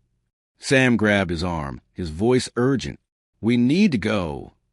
Mia's breath came in shudders. We can't just leave. Josh's voice was hollow. We already did. The wind shifted. A whisper. Soft. Familiar. Riley's voice. I never left. The old estate sale had an eerie feel, as if the air itself carried whispers of the past. Dust swirled, lazily in the dim afternoon light, settling over forgotten furniture, yellowed books, and rusted trinkets. The scent of age lingered, old wood, faded paper, and something deeper, something like damp earth after storm. People moved through the cluttered rooms in hushed voices, their fingers brushing over the remnants of a life once lived. A cracked porcelain doll lay abandoned on a wooden chair, its glassy eyes staring at nothing. A grandfather clock, its hands frozen in an unknown hour, stood against the far wall, its silence unsettling. Suri wasn't looking for anything in particular. She had just moved into a new apartment, and it felt empty. The space was modern, all clean lines and blank walls, but it lacked something with character, with a past. She had come here hoping to find a piece that would make the apartment feel more like home. As she wandered through the sale, her gaze skimming over faded paintings and tarnished silverware, something caught her eye. A mirror. It stood alone against the back wall, partially hidden behind an old wooden wardrobe, as if someone had tried to push it out of sight. Suri stepped closer. The mirror was tall, nearly as tall as she was, with a thick wooden frame covered in strange, twisting carvings. The patterns looked like vines, curling and wrapping around the edges, but as she examined them, they seemed almost alive, shifting ever so slightly in the dim light. The glass itself was oddly perfect, not a single scratch, no dust, no smudges. It looked as though someone had just polished it, yet the air around it smelled old, like damp wood and faded perfume. Suri reached out and ran her fingers along the carved wood. Ice cold, a shiver ran up her arm. She pulled her hand back, flexing her fingers. It was just a mirror. An old one, yes, but nothing more than that. How much for this? She asked, turning to the old woman sitting behind the cash table. The woman, who had been counting change, looked up, her face, lined with deep wrinkles, tense the moment her gaze fell upon the mirror. Her fingers tightened around the bills in her hand, as if the sight of it had unsettled her. That mirror, she hesitated, her voice barely above a whisper. Suri waited. 50, the woman finally said. Suri blinked. 50? That's it. Something this beautiful had to be worth more. Even in its old-fashioned design, it had a timeless elegance. The craftsmanship alone should have made it expensive. The woman nodded, her expression unreadable. Take it, she said quickly. Something in her voice made Suri pause. It wasn't just urgency, it was something else. A warning. A prickle of unease crawled up Suri's spine, but she shook it off. The woman was probably just eager to get rid of old junk. She handed over the cash, lifted the mirror carefully, and carried it to her car. The frame was heavy, much heavier than it looked, but she managed to maneuver it into the back seat. As she reached the driver's seat, a strange sensation washed over her, like someone was watching. Her skin prickled. She glanced around. The parking lot was mostly empty. A few cars, an old lamppost flickering in, the afternoon light, a single bird pecking at the pavement. But then, in the mirror's reflection, behind her, a shadow moved, a flicker, quick and unnatural. She spun around. Nothing was there. Her chest felt tight. Probably just her imagination. She had read too many horror stories, watched too many late-night movies. With a deep breath, she climbed into the car and started the engine. She didn't notice the old woman still watching her from the porch, her lips pressed into a thin line, her fingers curling into the fabric of her skirt. And she didn't hear the whisper that slipped past the woman's lips. Poor girl. Suri carried the mirror into her apartment, her arms aching from the effort. The weight of it was surprising. It felt heavier now than it had at the sale, as if it had absorbed something along the way. She set it against the far wall in the living room, where the sunlight from the window hit it perfectly. The glass caught the light in an almost unnatural way, as if it were drinking it in rather than reflecting it. She stepped back, tilting her head. It looked perfect, too perfect. She ran her fingers over the carvings again, tracing the delicate lines of the twisting patterns. The wood was still ice cold. Shaking off the unease, she turned away and grabbed her phone. She snapped a quick picture, thinking it would look great on social media. Estate sale find. My new favorite thing. But when she checked the photo, a strange feeling crept up her spine. The mirror looked normal, but the reflection of the room inside it seemed darker. The light in. The picture didn't match what she saw in real life. She frowned. Maybe just a trick of the camera. Shrugging off, she put her phone away and went to make dinner. That night, the apartment was quiet. Too quiet. She lay in bed, tossing and turning, unable to sleep. The silence pressed against her ears, heavy and unnatural. Usually, she could hear distant city sounds. Cars passing, people talking, the occasional siren. But tonight, there was nothing, as if the whole world had gone still. At midnight, she finally gave up and got out of bed. Maybe some water would help. She padded barefoot through the apartment, the wooden floor cool against her skin. As she passed the living room, her gaze flickered to the mirror. Something made her stop. She turned, staring at it in the darkness. The reflection showed the living room. Her couch, her coffee table, the window with the curtains, drawn shut. Then, a flicker, a movement, like something shifting deep within the glass. Her breath caught. She leaned in closer, her heart hammering against her ribs. Nothing, just her own reflection, staring back at her. Suri let out a nervous laugh, shaking her head. Losing it, she muttered to herself. She turned away, but as she took a step, a cold wave of fear rushed through her. Her skin prickled. Her mouth went dry. She didn't want to look back, didn't want to check, but some deep, horrible instinct made her. Slowly, she turned her reflection hadn't moved. It was still standing there, staring. Suri's stomach dropped. For a long, breathless moment, neither of them moved. Then, her reflection smiled. A slow, unnatural smile that stretched too wide. A chill crawled down Suri's spine. She stepped back. The reflection didn't. And then it raised its hand and knocked against the glass. A dull, hollow knock echoed through the room. Suri stumbled backward, her breath coming in short gasps. No, no, no! The reflection took a step closer, but Suri hadn't moved. She turned and ran, her heart slamming against her ribs. Behind her, the mirror stood silent, and in its glass, the reflection of Suri kept watching, smiling. Over the next few days, the feeling of being watched only grew stronger. Sometimes, while reading or watching TV, she would catch movement in the corner of her eye, a flicker in the mirror, a shift, but whenever she looked directly at it, the reflection was still. Then came the whispers, soft, faint, almost like the wind, but there was no wind inside her apartment. One night, she woke up gasping, her heart racing. She had dreamed of standing in front of the mirror, unable to move, as something inside knocked against the glass from the other side. She shook off the dream, rubbing her arms against the cold that seemed to settle into her bones. She needed to get rid of the mirror. Tomorrow. The next night, everything changed. She was brushing her teeth when she heard it, a soft creak, like someone stepping on the wooden floor. Her breath hitched. Slowly, she turned off the tap and listened. Silence.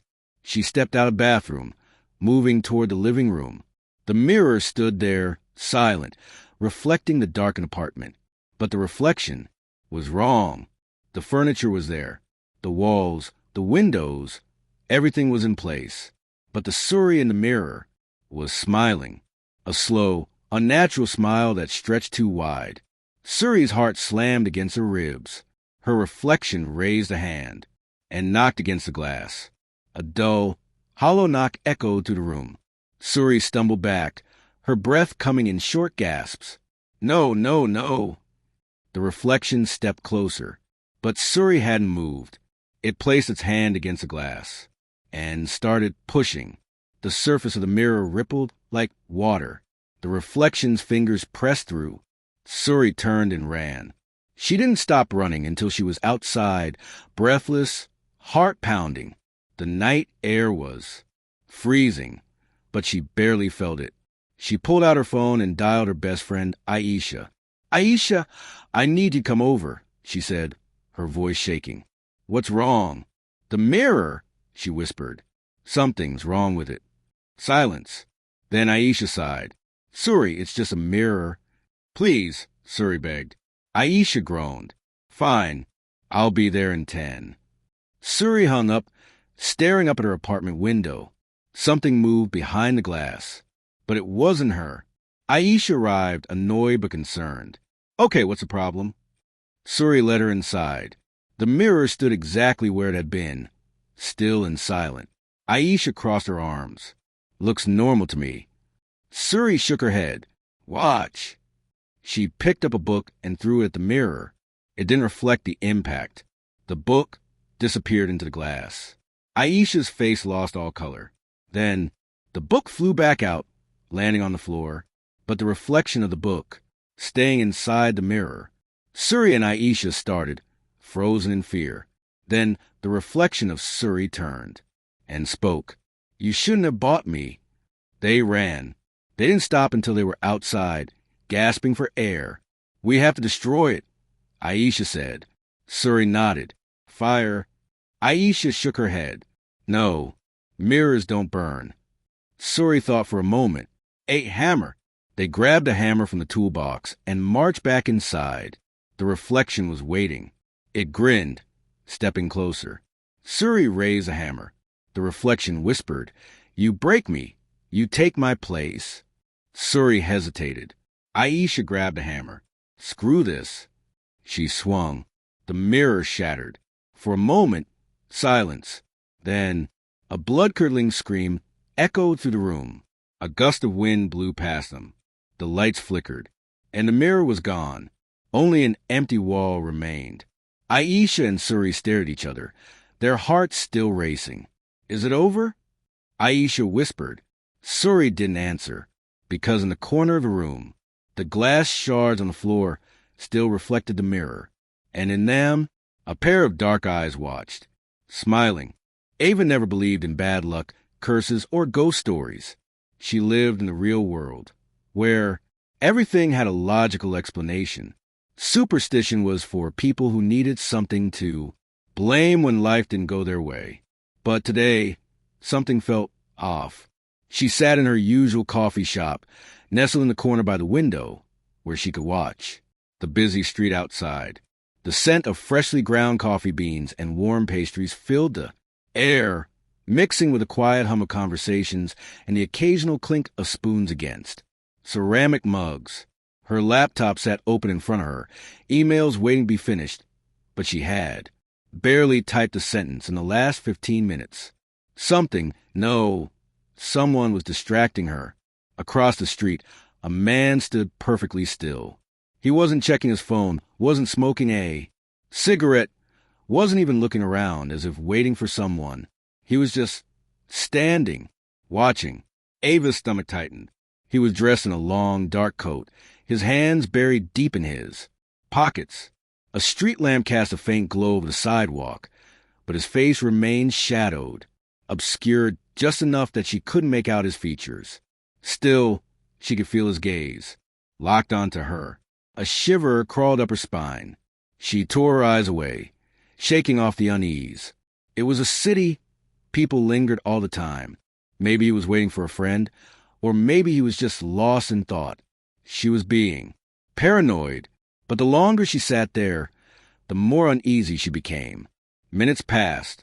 She forced herself to focus on her laptop, tapping her fingers against the keyboard. But the words blurred together. The pull to glance out the window gnawed at her, an itch she couldn't ignore. Slowly, she looked up. Her breath caught. He was still there, standing in the exact same position. Ava swallowed hard. Okay, that was weird. Her fingers tightened around her coffee cup. He hadn't moved an inch in over 20 minutes. That wasn't normal, was it? Her hands felt clammy as she reached for her phone. Maybe she was overreacting. Maybe she just needed a second opinion. She lifted the camera, making sure to keep it subtle, and snapped a picture through the window.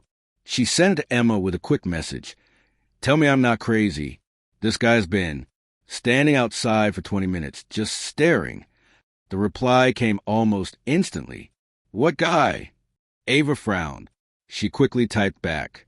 The one in the coat, right across the street. 3 dots appeared, then vanished. Then, Ava, there's no one there. Her breath hitched. Her fingers trembled as she looked at the picture she had just taken.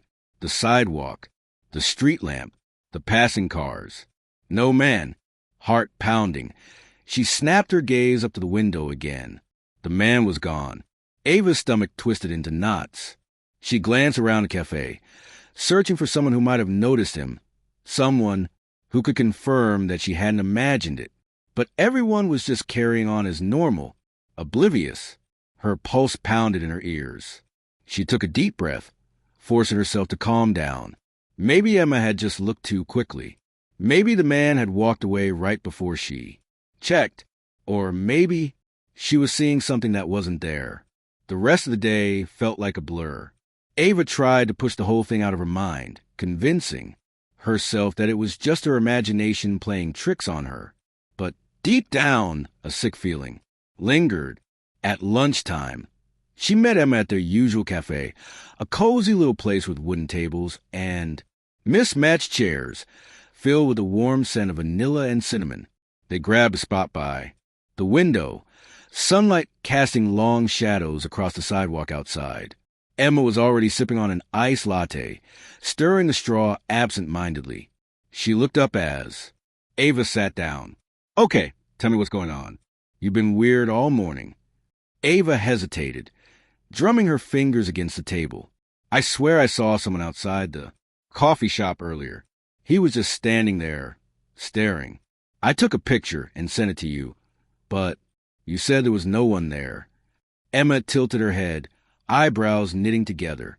Yeah, because there wasn't. Ava exhaled, shifting in her seat.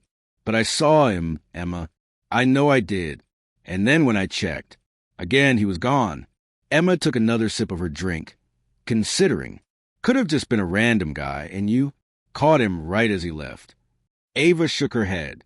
He was there for at least 20 minutes. He never moved, and when I looked at the picture, he wasn't in it. Emma's expression shifted, a flicker of concern in her eyes. Okay, that is weird. She leaned forward. You sure you're not just stressed? You've been working a lot lately. Ava let out a nervous laugh. I thought that too. Maybe I'm just overthinking it. But she wasn't sure. Something deep in her gut told her this wasn't just a trick of the mind. Then, without thinking, she glanced outside, and her heart stopped. He was there, standing on the opposite sidewalk. Same coat, same posture.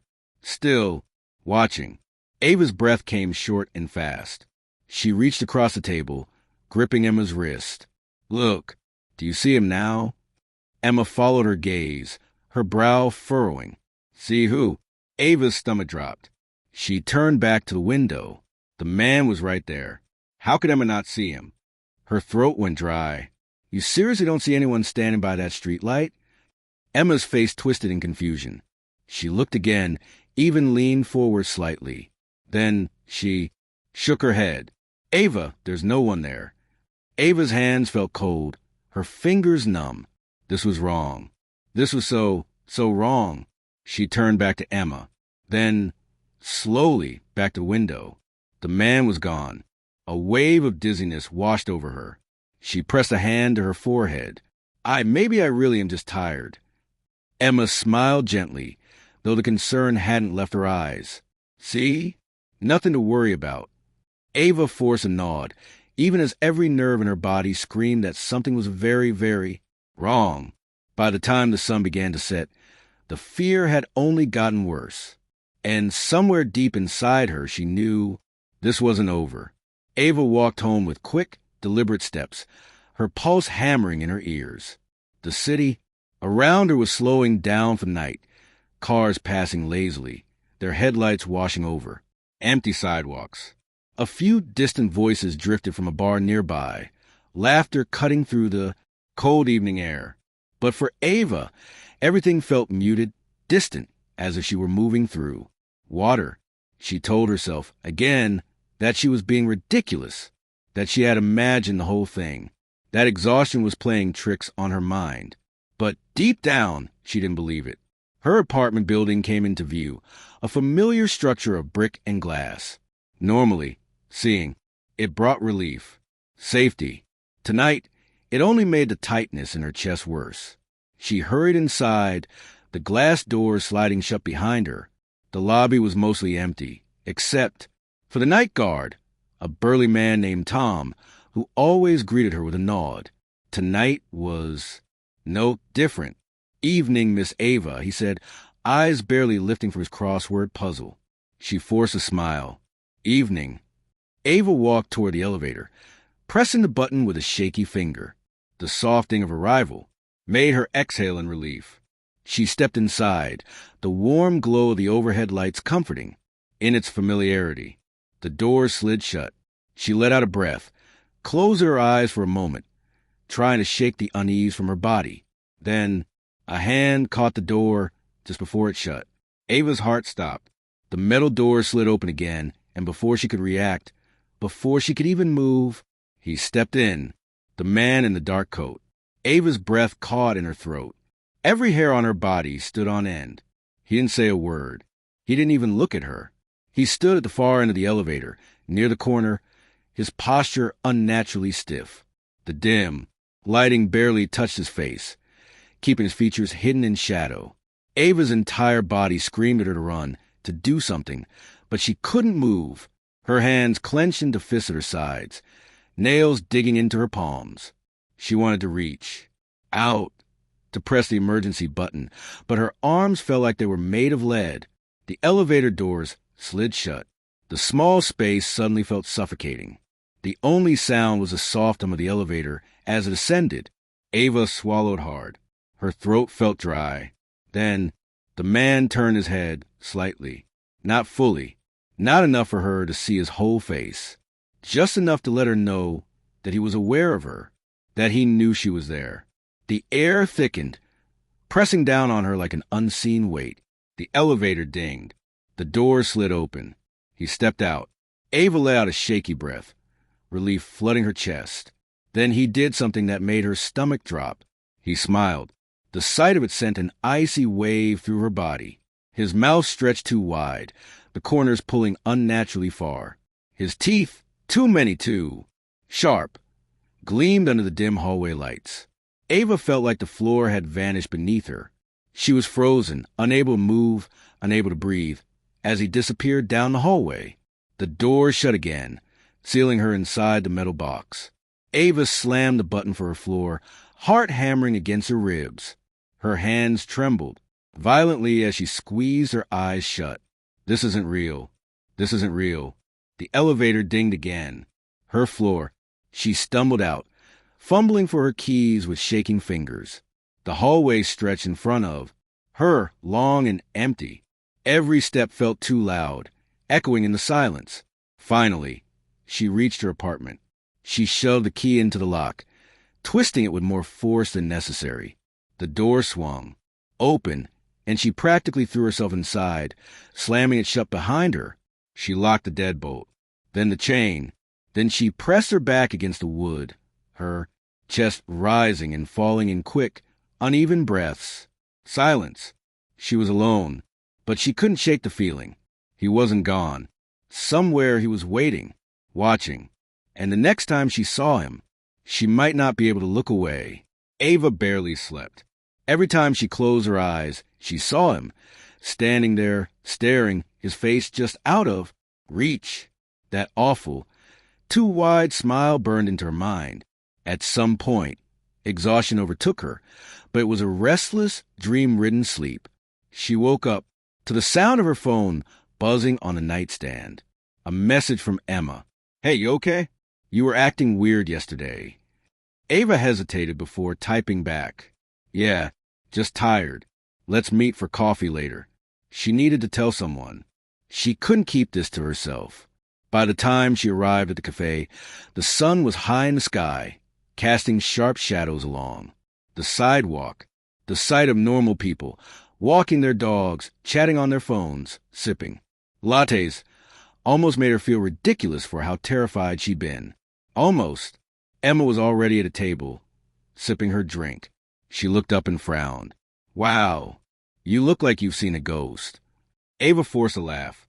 That's not far from the truth. Emma set her cup down. "Okay, Spill." Ava hesitated, then leaned in, lowering her voice. "The man I told you about. I saw him again. Last night." Emma's expression shifted. "You mean the one you thought you saw?" "No," Ava said, voice tight. "I saw him. In the elevator. He got in with me." Emma's eyes widened. "What? Did he say anything?" Ava shook her head. "No. But he turned to me and he smiled." "Emma, it wasn't a normal smile. It was—" She shivered, rubbing her arms. "Wrong. His mouth was too wide. His teeth—" She stopped, swallowing hard. Emma's concern deepened. "Ava, are you sure this isn't just your mind playing tricks on you? Maybe you're stressed or sleep-deprived." "I know what I saw." Ava snapped a little too harshly. Emma held up her hands. Okay. What do you want to do?" Ava exhaled, rubbing her temples. "I don't know, but I have a feeling this isn't over." Emma reached across the table, squeezing her hand. "We'll figure it out. You're not alone." Ava nodded, though she wasn't sure she believed it, because as she looked out the cafe window, there he was, standing across the street, watching. Ava's blood ran cold. She turned to Emma, barely able to get the words out. "Tell me you see him." Emma followed her gaze, then frowned. "Ava, there's no one there." Ava felt the world tilt beneath her. She turned back. The man was gone. Ava clutched the table to keep from swaying. Her pulse thundered in her ears. And deep inside she knew this wasn't just a stalker. It wasn't even human. And whatever it was, it wasn't done with her yet. Noah was 6 years old when he first saw the shadow under his bed. It was late at night, and the warm glow of his nightlight cast a dim circle of light onto the floor, but it wasn't enough to push back the heavy darkness pooling beneath the wooden frame. He lay on his back, staring at the ceiling, his small hands clutching the blanket to his chin, as if the fabric alone could protect him from the creeping unease building in his chest. The house was silent. His parents had gone to bed an hour ago, and even the distant hum of the refrigerator had stopped. The only sound was the soft ticking of the clock on his wall. But Noah could hear something else, a faint whispering, barely more than a breath, coming from under his bed. At first, he thought it was the wind. He turned his head toward the window, but the curtains remained still. There was no draft, no rustling of leaves outside. The windows were shut tight, sealed against the cold autumn night. He held his breath, straining his ears. The sound was so soft, like a voice just on the edge of hearing, murmuring words he couldn't quite understand. Curiosity, mixed with fear, gripped his small body. His fingers clutched the blanket tighter, but he found himself shifting closer to the edge of the mattress. Slowly, hesitantly, he leaned over and peered into the darkness below. A pair of eyes stared back at him. Noah's breath caught in his throat. His heart pounded so hard it felt like it might burst. The eyes weren't like his own, weren't like anything he had ever seen before. They weren't white. They weren't blue or brown or green. They were black, darker than the shadows around them, yet somehow still gleaming. Then they blinked. Noah gasped, jerking upright. His tiny hands clutched at the blanket as he scrambled backward, pressing himself against the headboard. His breathing was quick and shallow, and for a moment, he thought about calling for his parents. But what if they didn't believe him? He squeezed his eyes shut and yanked the blanket over his head, curling into a ball. His fingers trembled as he pressed them against his ears, trying to block out everything. But the whispering didn't stop. It was there, slithering through the silence, filling the room like a soft breeze carrying the echoes of 100 voices. It didn't grow louder, but it didn't fade either. Noah lay like that for what felt like hours, his small body shaking beneath the covers. Eventually, exhaustion won. His limbs grew heavy and his racing heart slowed. His mind drifted toward sleep, but just before he surrendered to it, he heard something that made his skin crawl. A whisper right next to his ear. Noah. The morning light flooded Noah's room, turning the shadows into harmless shapes. The fear from the night before still clung to him like cobwebs, but in the safety of the day, it almost felt silly. Almost. Noah wasted no time rushing into the kitchen, where his parents sat at the table. His mother was sipping her coffee, her dark curls still messy from sleep, while his father read the newspaper, occasionally taking a bite of his toast. Mom, Dad. Noah's voice was urgent, his tiny hands gripping the edge of the table. There's something under my bed. His mother lowered her cup, concern flashing in her warm brown eyes. What do you mean, sweetheart? I saw it last night. It had eyes, and it whispered to me. Noah's voice wavered, his small body tense with the weight of what he had seen. His father chuckled, shaking his head. It's just your imagination, buddy. Maybe a bad dream. No. Noah shook his head fiercely. It was real. I saw it move. His father sighed, folding the newspaper and setting it aside. Noah, you're old enough to know that monsters aren't real. Shadows are just tricks of the light. But... No buts, his father said firmly. You're letting your imagination run wild. Noah's mother gave him a gentler look. How about I check under your bed tonight? If there's nothing there, will you promise to sleep without worrying? Noah hesitated. He wanted to believe that if his mom looked, she'd see it too. That she'd believe him. Okay, he mumbled. That night, after tucking Noah in, his mother knelt beside his bed. The warm glow of the nightlight cast long shadows across the room, but she didn't seem scared. She lifted the blanket and peeked underneath. See? She turned to him with a smile.